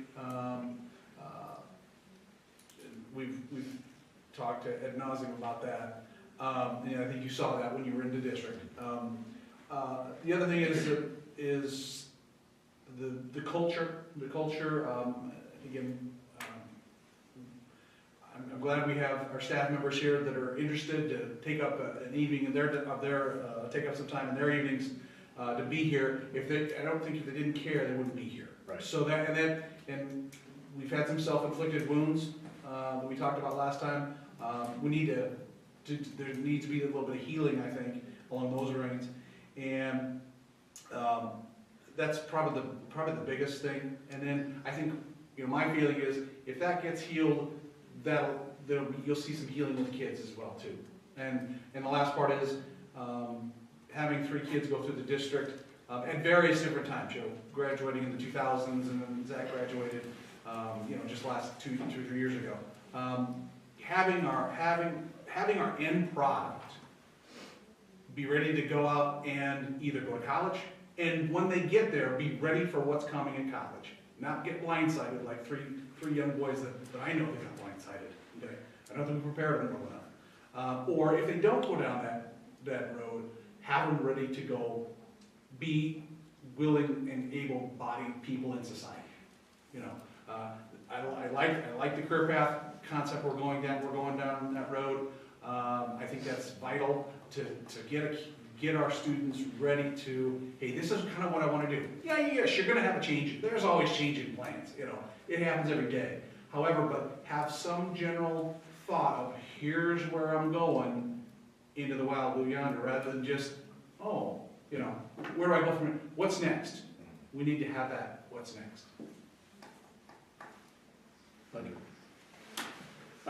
This has been quite an experience. This is my 6th year on the board. First 3, you know, we were gaining momentum, and then COVID hit. And just parachute went out, things completely changed. You know, you talked about the strategic plan, we went through that process, right, and then COVID hit. Put the brakes on that. You know, the first 3 years, we always readdressed our mission, our vision. I don't think we've done that since COVID's hit, and you know, there's other things in the fire. Going through this process, that's one thing that I, you know, realized that we're kind of missing. Going forward, the board needs to, you know, need to readdress those issues. Community involvement, community engagement, there's a disconnect between the school and the community, and we need to work to improve that. And then just overall transparency, you know, through the administration. You know, Rob said that there's some scars here that need to be healed, and it's not gonna be a rip the Band-Aid off thing. It's gonna take some time, but it's possible. So, Yeah, for me, it's what I'm really looking for is someone with the ability to lead, and that falls into leading our staff. We've got a great staff here, whether that's administrators, teachers, paraprofessionals, everybody. We really do. We've got a devoted staff that has one common goal, and that's to give these kids the best education that they can. And I think we need somebody at the top who's going to give them the ability to make those decisions, be involved in those decisions, and so bringing that all together with the common goal of these kids excelling in education. They've covered it all. Wonderful. Really have nothing else to add. That's good. Kind of building off Chris, you know, leadership. The superintendent is the leader. And then, you know, part of that's going to be their ability to communicate, whether it be with their own staff or the outside community, to like listen and like come up with a plan, make it all come together and work. It'd be nice if somebody that was looking to build their legacy here at South Sioux. Like I say, this would be the 3rd superintendent. I've been here 8 years. And I think it's hard for everybody, staff and community, if the head person is, you know, constantly changing. So I think they start seeing a plan, getting used to it, then that person leaves, here comes a new one. About the time we start getting their fear that one leaves. So it'd be nice to see someone that is saying, this is my shot to build a legacy to myself, so someday when I do leave here, they're remembering what I've done when I was here. Yeah.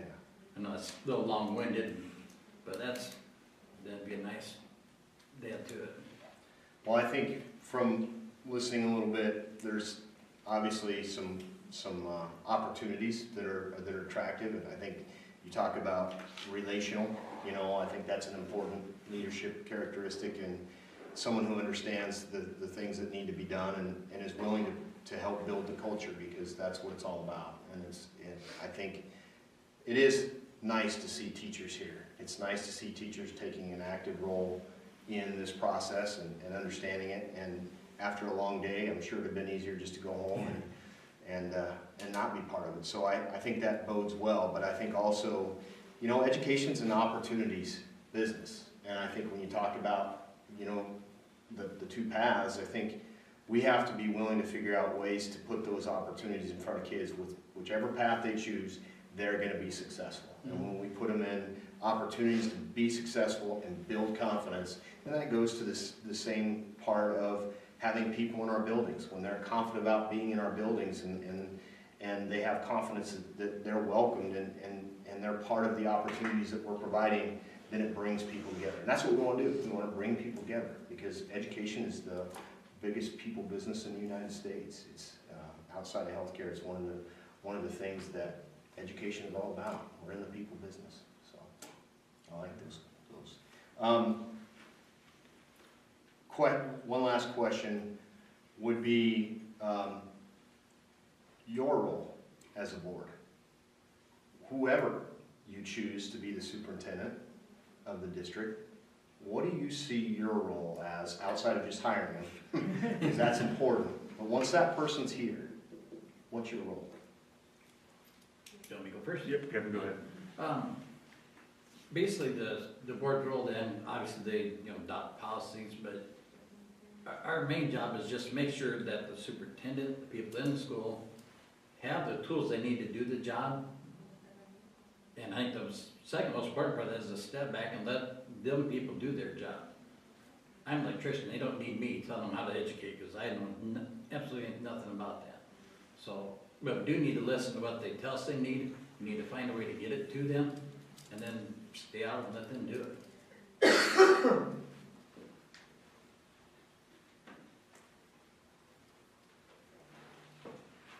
I think our role truly is to support the superintendent, but having taught in this district for as many years as I taught in this district, I think we also have to listen to our faculty, because things do go on, and I think sometimes not everybody knows about it. And so I think we need to keep our ears open, but our main purpose is to support the superintendent. Yeah, I think I'll piggyback off of Marla there with the listening part. I think that's very important. It's listening to the superintendent, it's listening to the faculty, it's listening to, the students, it's listening to the entire picture. But then it's to, support all of those individuals at the same time.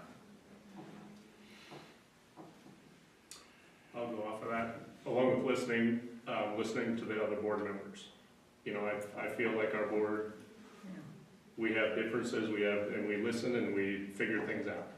And that's gonna be crucial going forward. As far as superintendent, we pretty much stay in our lane, and we are ears and we listen. And if you ask for, advice, direction, we're here for you, and that's where we're at. Michael not have more meetings for a while. I love y'all, but come on. No, I agree. Yeah, and I would agree with Marla. Is obviously, yeah, we don't want to, you don't want to know about life insurance, and I don't want to know about some of the things in education. However, I think we do need to be the eyes and ears, and I think we need to. Hey, I'm hearing this. Here's what's going on. Here's here's what we're in from students, staff members. I hate the word stakeholders, but community members, and I think we need to be that person that brings this, especially if we are going to hire from somewhere outside. Is hey, you may not know this, but this is something with it that is going on. We're here in this type of thing. Now, what you do with it. That's where we're hiring that person to do that. You have to sift through what's, excuse my language, crap and what's not crap. And what's really important. Stuff that we bring to you may not have, it may just be, the rumor mill. However, but if there's some legitimacy that staff is being listened to, you're right. They might not always get their way, but at least they can have some say in what's going on. Yeah. So, but that's Well, I like what I heard. I think supporting the superintendent, obviously, I think that's something that we all want to have, right? The teachers want to feel supported, board members want to feel supported, our staff wants to feel supported, everybody wants to, and I think that's true of the superintendent as well. I think, in the last couple of years, we've experienced a lot of things, and I think everybody's human. And so I liked what I heard about the role, the board understanding their role between governance and management and staying in the lane. I think that's important. And I think, operating on a philosophy of no surprises. I think that's huge. And when I don't want to surprise you and whoever the next superintendent is that you choose. I think that's important that they understand that as well. So, like those. That's pretty much it for my questions. Very good. Any last comments you want to leave us with? No, you got a tough decision. You've got some great candidates, and I have enjoyed this process. I've enjoyed getting to know all of you and the opportunity to go to your schools and visit them. And you know, I love the fact that it's an opportunity to talk about kids in school. So I could keep you here all night, but I probably won't do that. That's my passion, kids in school. Very good.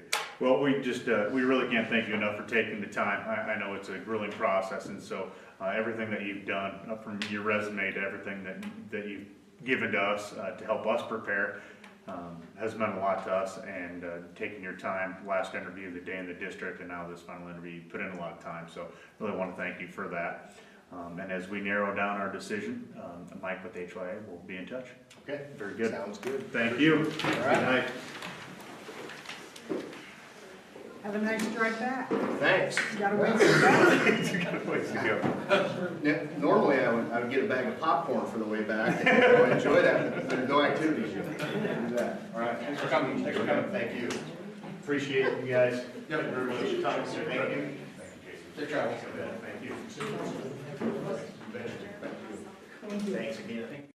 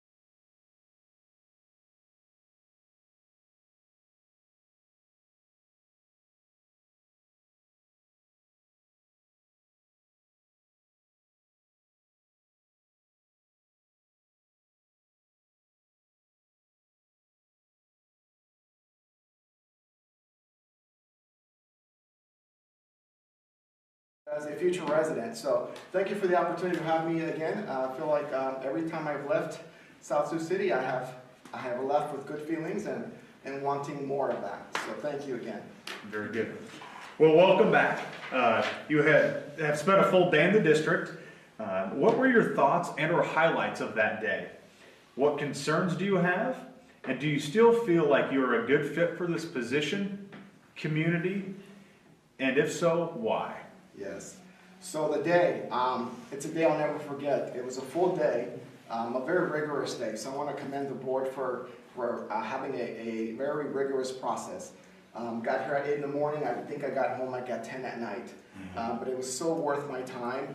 Heard a lot. I see some familiar faces here from the teaching staff, our 2 new board members. And so it was a wonderful day.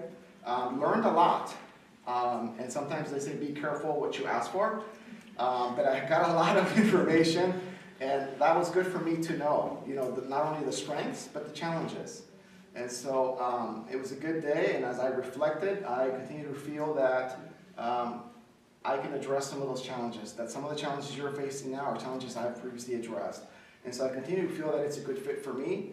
Probably the highlight for me was being in your schools, right? I got to see 2 elementary schools, Comington Elementary, the former high school, 3 floors. Got to meet Laura there, and she's a strong communicator and advocate for a new building. And so, Laura, if you're watching, nice job.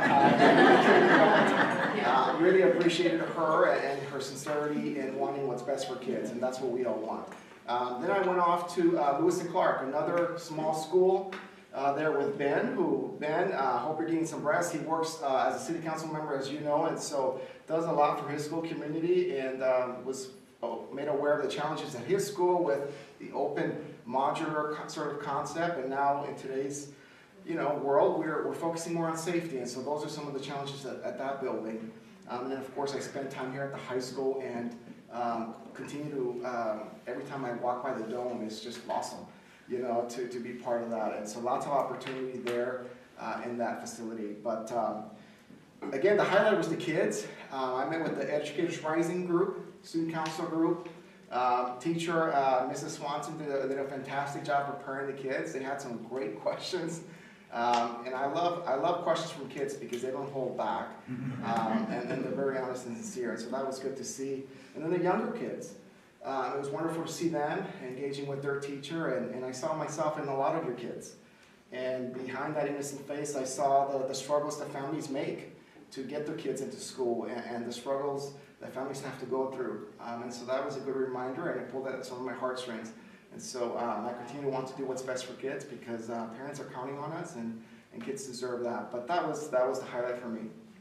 And it was a full day, great day, so thank you again for again having that rigorous process. Yes, thank you. The close-knit community and quality of community life has made South Sioux City an attractive place to live. An increase in diverse populations and students with diverse needs will require South Sioux City to focus on culture, equity, and inclusion so all feel welcomed in our schools and community. Specifically, how do you, as a superintendent, focus on culture, diversity, equity, and inclusion? Thanks, Dr. Aiken. So I love that question. That is a lens that I always look at things through. It is a lens I was born with, I'd like to think. But I'm constantly looking, even as I'm assessing this room, right, I'm looking at that diversity, equity, inclusion. And so that's very important. It's very important that our kids see themselves at school, but also see themselves within the staff of the school. And so that, I love that this community is very proud of that diversity, values that diversity. And I'd like to push the community a little bit more to move to that next step of inclusion and equity, right?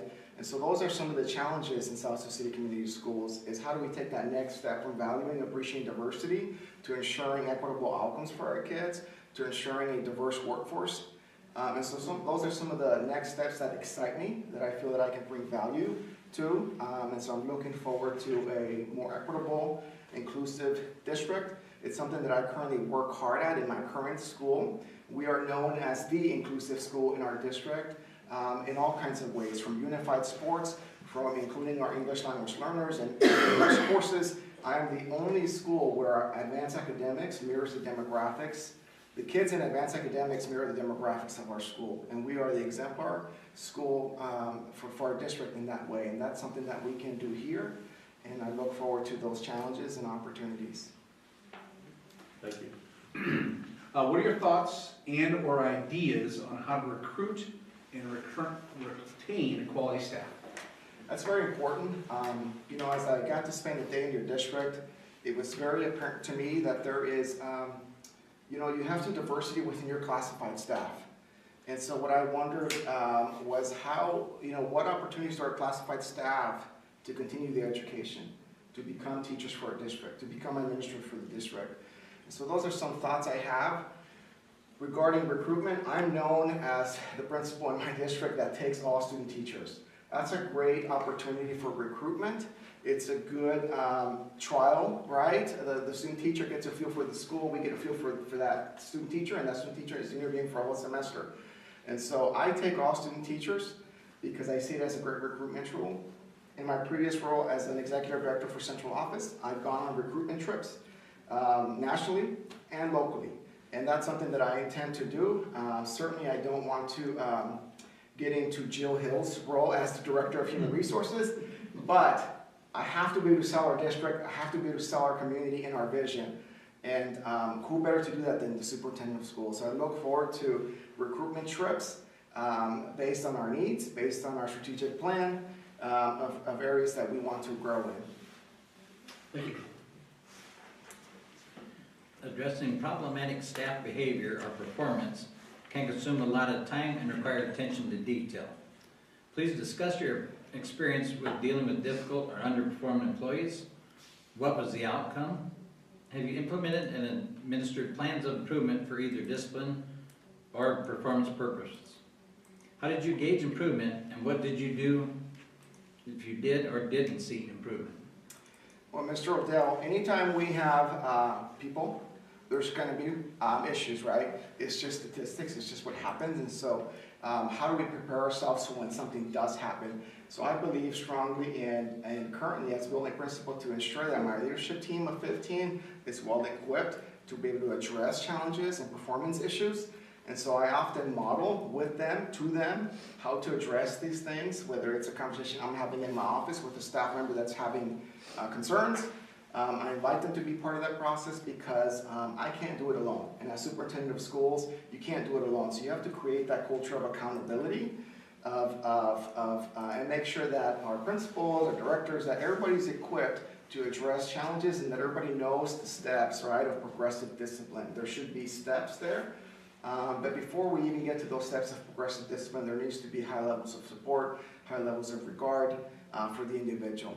And as I tell my team, we attack the problem, not the person. And so that's really my philosophy with it. I believe strongly in supporting people that have the will to want to get better, and maybe they're lacking that skill, right? But if somebody doesn't have that will and that skill, that's problematic.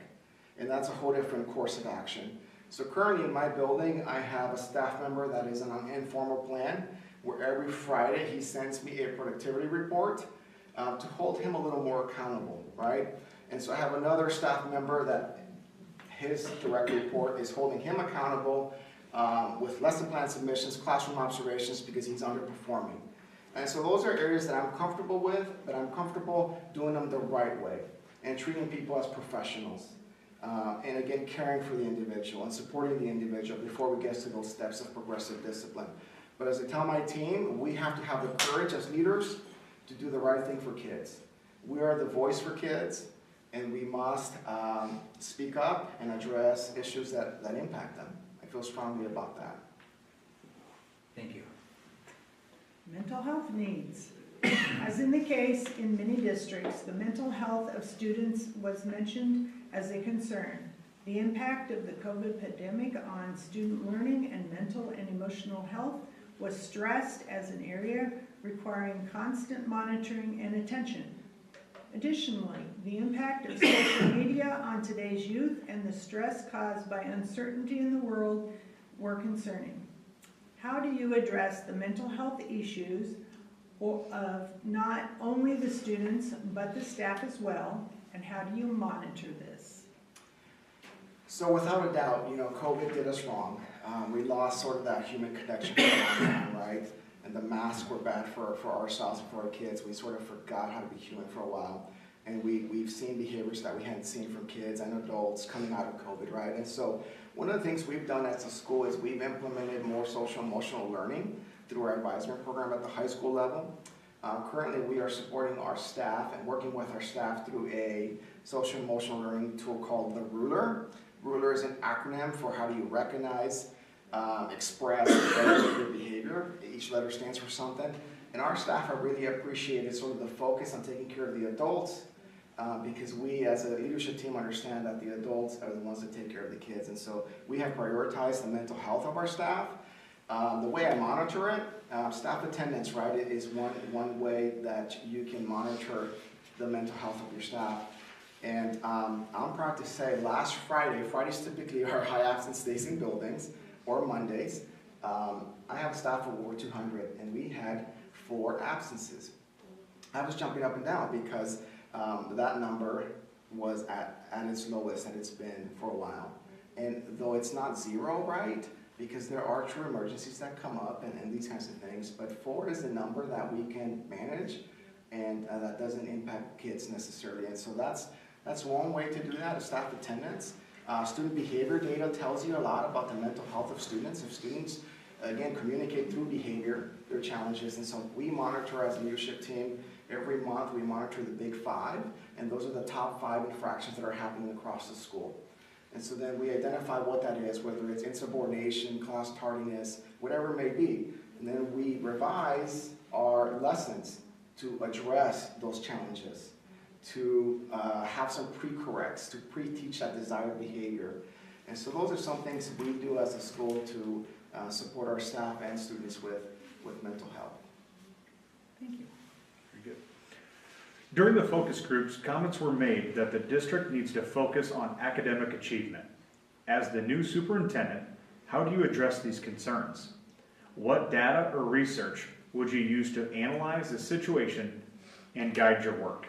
How will you measure and monitor growth in this area? So I agree, Chris. Student achievement, right? That's what we're here for. None of us can feel good if our students aren't achieving at high levels.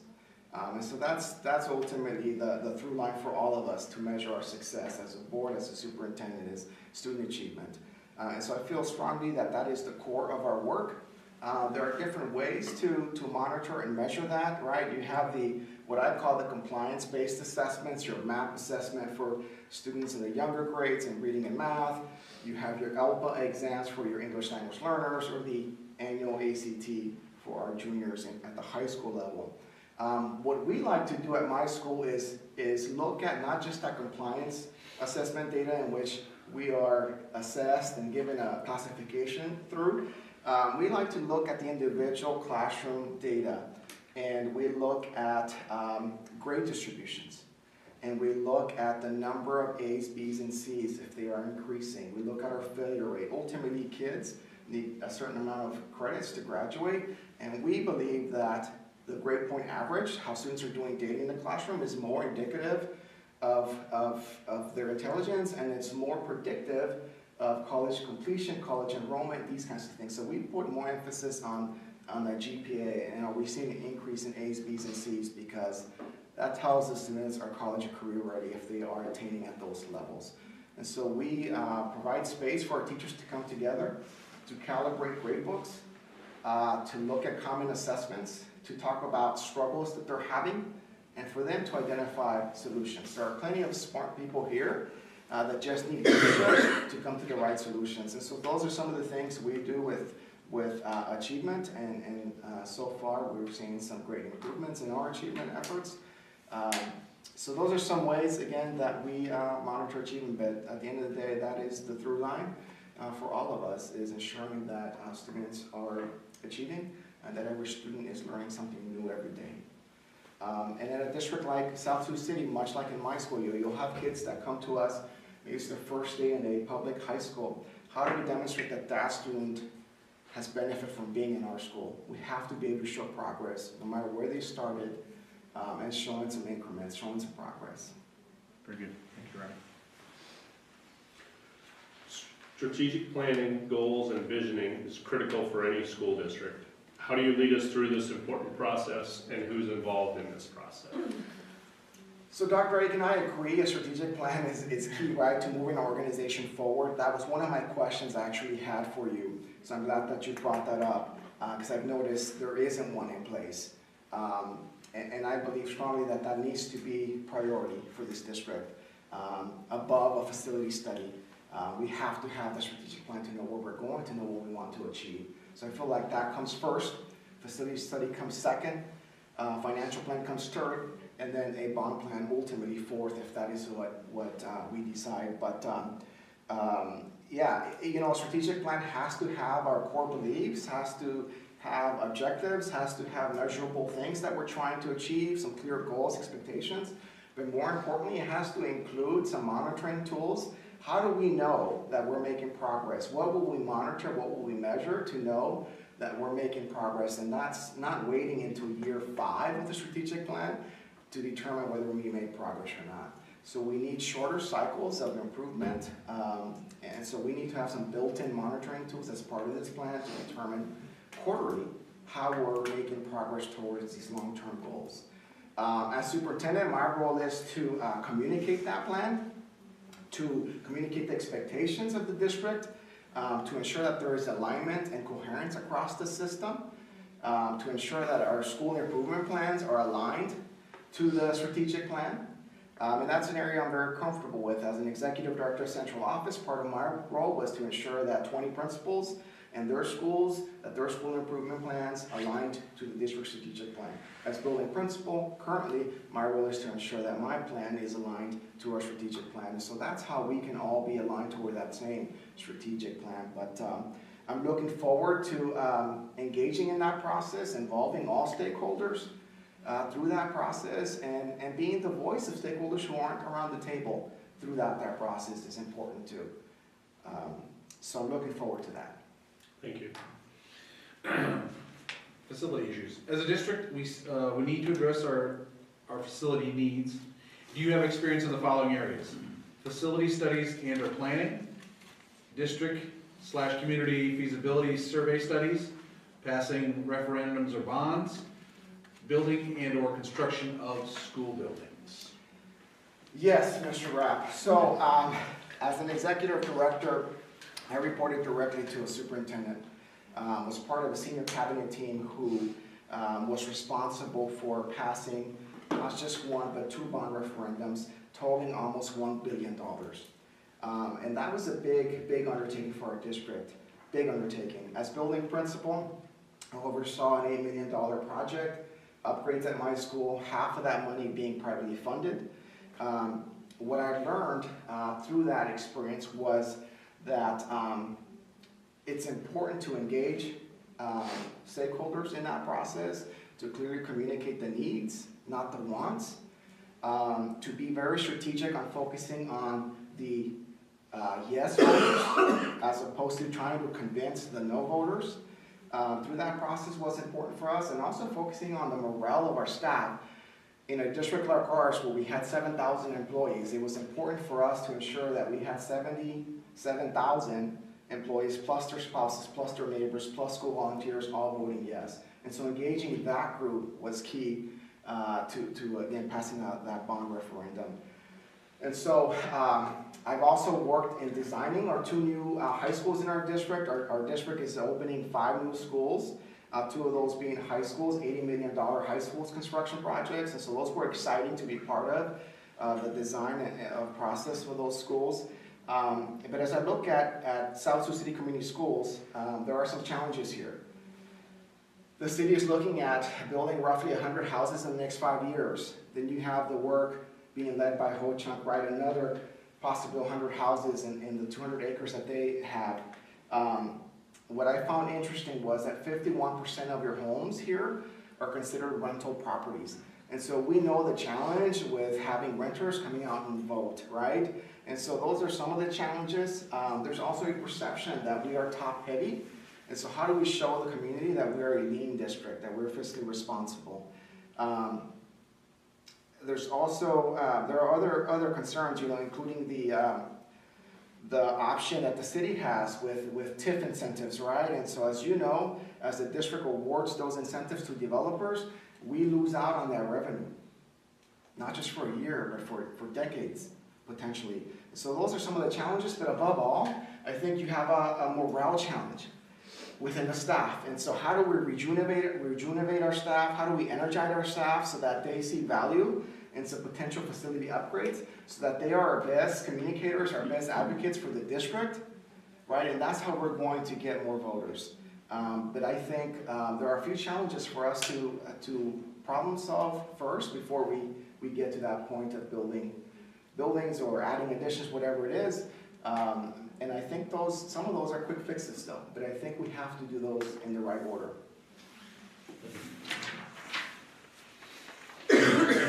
In both the survey and district leadership profile, stakeholders discuss the importance of the next superintendent being visible within the community. How do you create and foster connections and visibility with the various district and community stakeholders? What activities or community organizations do you participate in currently in your district? So it's a given, Mr. Odell, that, as principal, you live at the school, right? My wife is sometimes wondering, when are you going to be home? And sometimes I don't see her.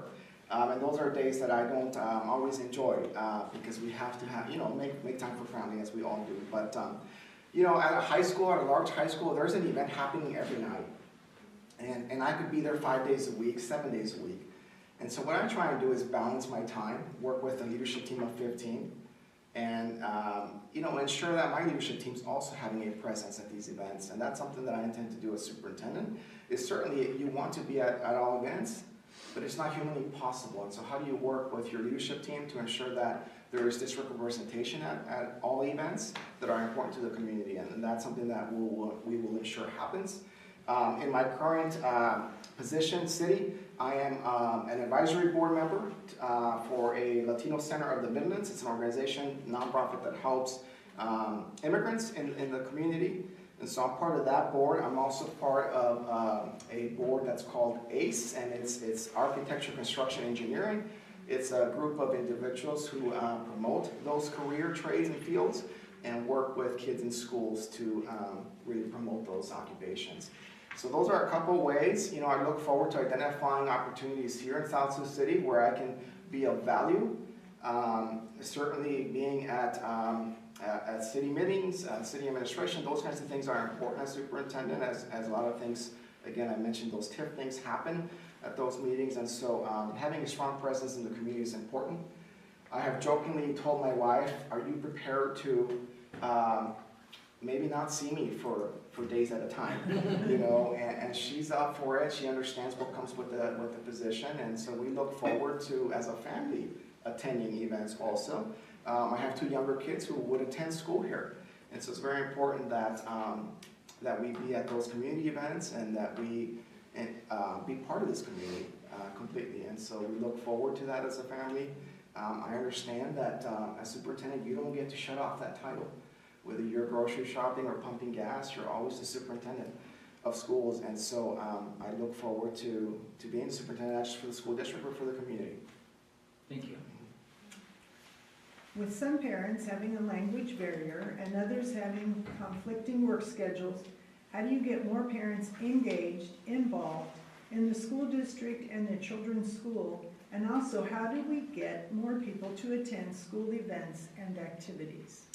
Yeah, and that seems to be a real challenge, and I think it might be one of your bigger challenges, right, is engaging diverse stakeholders. You hear from every group, and that's an area that I'm very comfortable with. I inherited a school where there was very little parent participation, parent engagement, to today. You fast forward, we have a very strong PTO, we have a very strong Latino parent night, but we've been very intentional about growing those opportunities for our parents. We initially started bringing parents for non-school related activities. Right around this time, we invited the parents, the communities to, I found a sponsor that would buy all the ingredients to make tamales, and we invited all the community, and we all made tamales as a community in the area, and everybody got to go home with a dozen tamales, right? And it was great, but we didn't talk about school. We just connected as people, made it a place where, a certain community, a part of our community was comfortable in that world of making tamales, and so it was a great way to break the ice for me to introduce myself and to then ask for that next opportunity for us to meet again. And so we have to make it a place that is comfortable for all families to attend. You know, a lot of our families, it's just very intimidating to set foot in the school. Culturally, a lot of families trust that the school is doing what they need to, and they see that as our responsibility.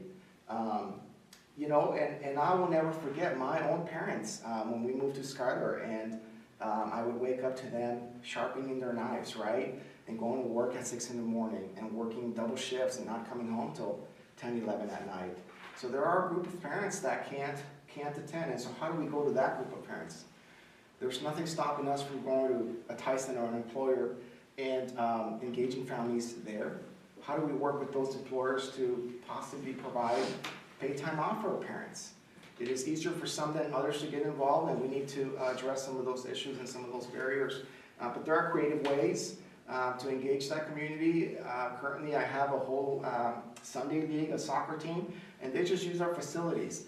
But it's gotten them on school grounds, and they've gotten to know me, and we've gotten to know each other, and they're starting to get more involved. And so sometimes it's just bring them into school for non-educational related things that breaks that ice, and that makes that connection, and that leads to bigger and better things down the road. That's an area that I'm most excited about, and I feel that my strengths really align perfectly to that. And I think if we can engage all stakeholders, a lot of things will take care of themselves, including facilities down the road.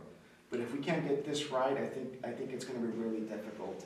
And so that's where I see my strengths. That's what gets me excited to come here. The idea of really engaging the community, all stakeholders. One of the things we have in our school that we're fortunate to have, we have bilingual liaisons in our school. They are sort of the brokers between the school and the community. And so these are our individuals who speak the native language for our demographics. And they are the ones that are really breaking that ice with the community, personally calling, inviting parents, addressing challenges they may have. And so that's something that we could potentially explore, having sort of these community brokers to help us engage additional stakeholders. Very good. In closing, Ronnie, I just want to, again, thank you. But after going through this interview process and the conversations we've had so far, are you still excited about becoming our next superintendent? And if so, why? I am excited, Chris. You know, every time I have come here and I drive home and I have that 85-mile drive back and that windshield time, I call my wife and I talk about the excitement I have. And before you know it, I'm home. You know, an hour and a half just flies by because I get into the excitement of the work here, of the challenges here. I'm not naive. There are some real challenges we have to address, but I feel that I am suited for those challenges. And so yes, Chris, I remain excited about coming here as your next superintendent. There's a lot of opportunity here. You have great people, great kids, a great community, and they're just needing some leadership, the right kind of leadership to build up morale, to treat them how they want to be treated, to engage them, to involve them. And I think those are the things that I can bring to the table. Very good, thank you. Just a quick little note on the salary piece. We just want to confirm that you're aware of the potential salary, or at least salary range, that HYA has provided. Yeah, I'm aware, Chris, and here's what I have to say about that. I think if the board decides I'm the best suited, best fit, I'm confident we can agree to a number. Very good, thank you. So as we wrap this up, we want to give you some time to ask us questions, and then lastly have you give us any last comments that you want us to leave here with. So now's your time to ask the board any questions that you may have. Sure, thank you, Chris, for the opportunity. I had 2 questions coming in that were priority for me: strategic plan and facilities, and we've covered that. So I'm going to shift to my next option, right? A good superintendent always has a plan B and C and D. So here's my plan B with questions. I get excited about bold goals. Last time I was here, Mr. Rapp mentioned, you know, being a district of choice is important, right? How do we restore that to be the district of choice? That excited me, and I think that can be done here. What are other bold goals from other board members you might have? And again, I get excited about those goals. I'm very ambitious. My top strengths include achiever, relator, and learner. And so those things kind of excite me now. I look forward to hearing some additional goals that you have for this district. Yeah. Kevin? Yeah. All right. The ultimate goal would be that every student, it turns out, is on the path they chose, and they're ready and prepared for what that next step is, whether it be college or career, tradesman, or whatever it was. So when they leave, they aren't shell-shocked leaving here, going to the next step. I like that goal a lot, Kevin. I stole it from Rob. I like that. That's why he's leaving ours. He's getting out while the getting's good. He is smart. I like that goal. You know, I'm not sure if you're aware, but we recently converted our school, shifted our school to a wall-to-wall academy high school, where every single student, every 1,600 student in my building is attached to a career academy. These career academies weren't just picked out of the blue, right? What we did is we aligned to the Nebraska Department of Labor and identified the high priority needs in our area. And we identified opportunities that were high wage, high demand, high skill, H3 occupations. And so all of our careers meet that criteria, all of our academies meet that criteria. And so we're excited that all of our kids will soon graduate being college or career ready through our academies. I understand the high school is currently in the initial stages of that. That work excites me. We started that 4 years ago to where we are today, where every student is part of a college and career academy. We already are seeing a value add in the form of more internships for our kids, more scholarship money coming in, more mentors, right?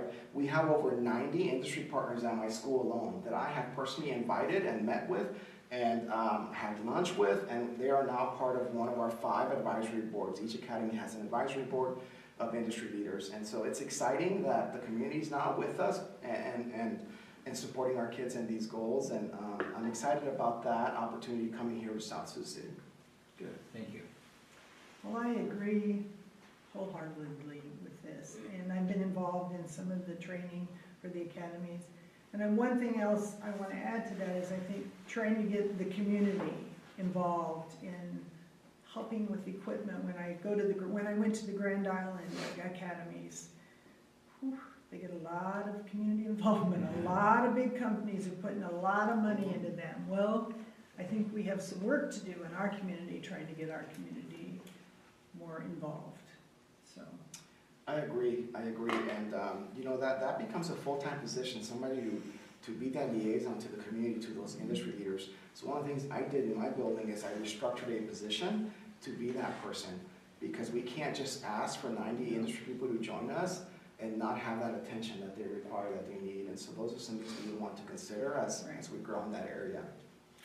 Yeah, I think one of my goals is we've got to give some attention to the facilities. We've got some deteriorating facilities. We've got need for potential build some facilities due to overcrowding. A lot of what we are lacking right now is because of facilities, I believe. But I think that comes from lack of community engagement. So I think if we can get the community engaged, that's going to lead us to really understand what they want to see from facilities, but then that they could pass that on to the teachers and other staff, and then that's going to get us to what we need from the educational piece. So that's one of my goals there. Great, thank you, Chris.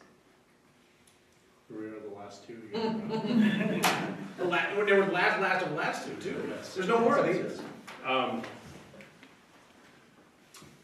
The career pathways is very exciting, but I think that kind of needs to go down to the middle school as well. So you kind of establish those building blocks, get those kids excited for learning, get them passionate about something.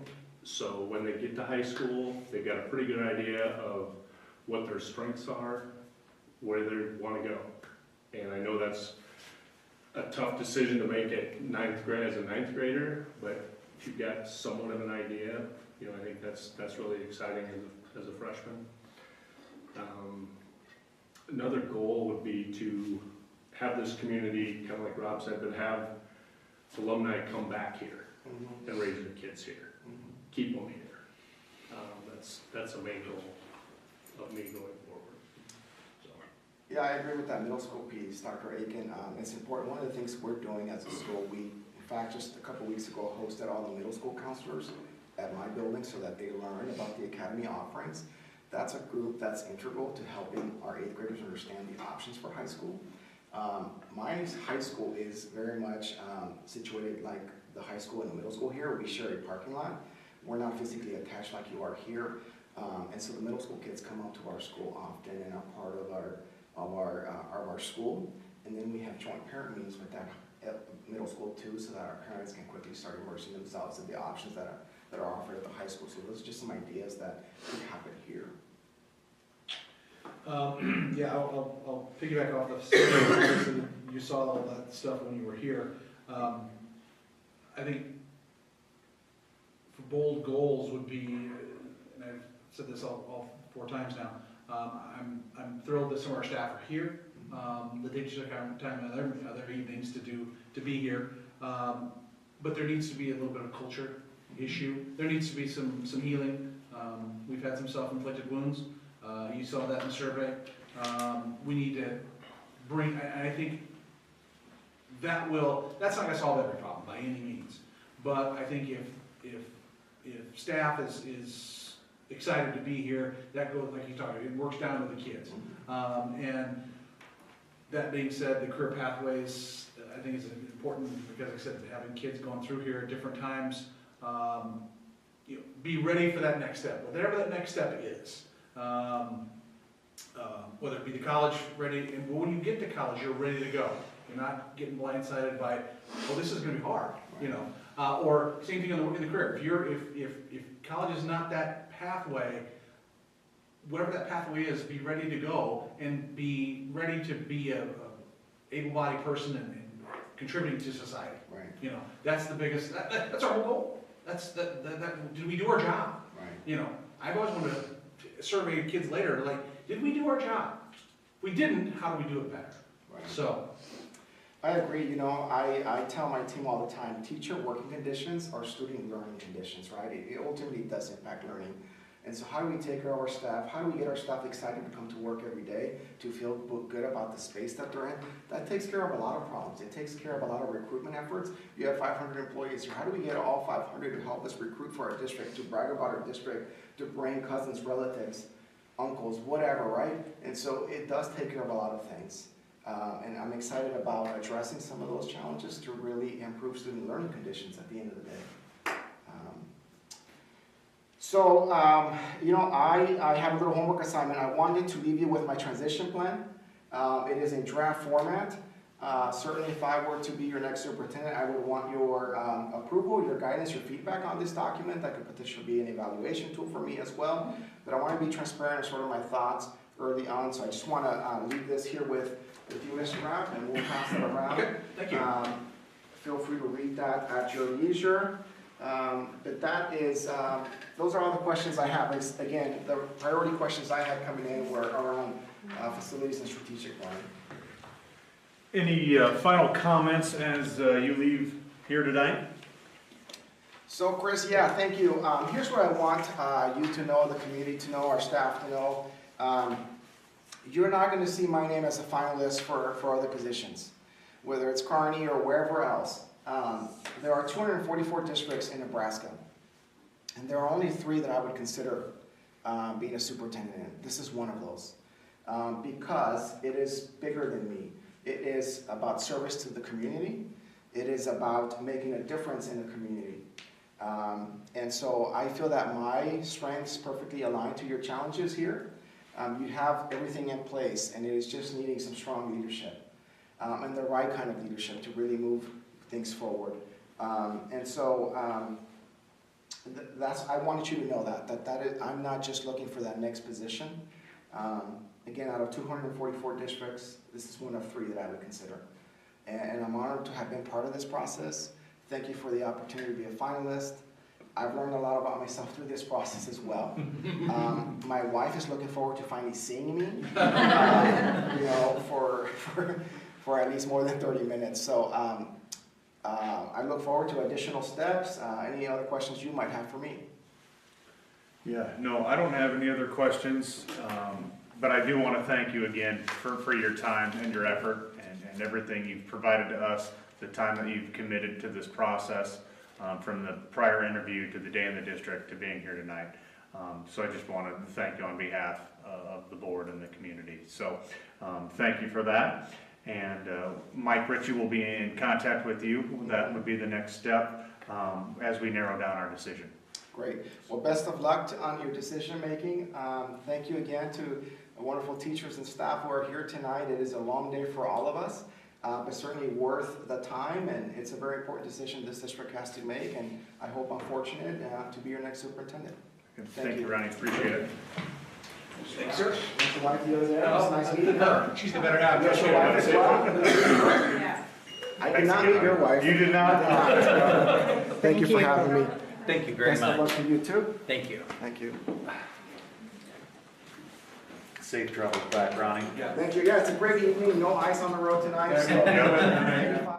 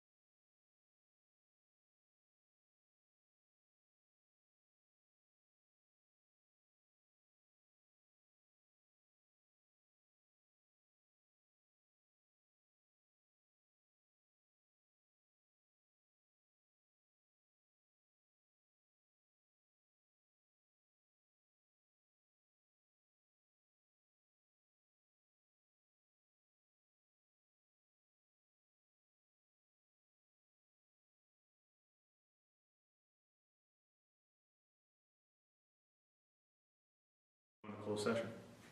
I make a motion in a closed session for protection of public interest. Second? Second. I've got a 7:42. motion by Kevin and a second by Marla at 7:42. Career, Yes. yes. Odell, Yes. Rapp, Yes. Aiken. Yes. Very good. Go. Thank you guys again. Yeah, thank you very much. Thanks for coming. Thank you. Thank you.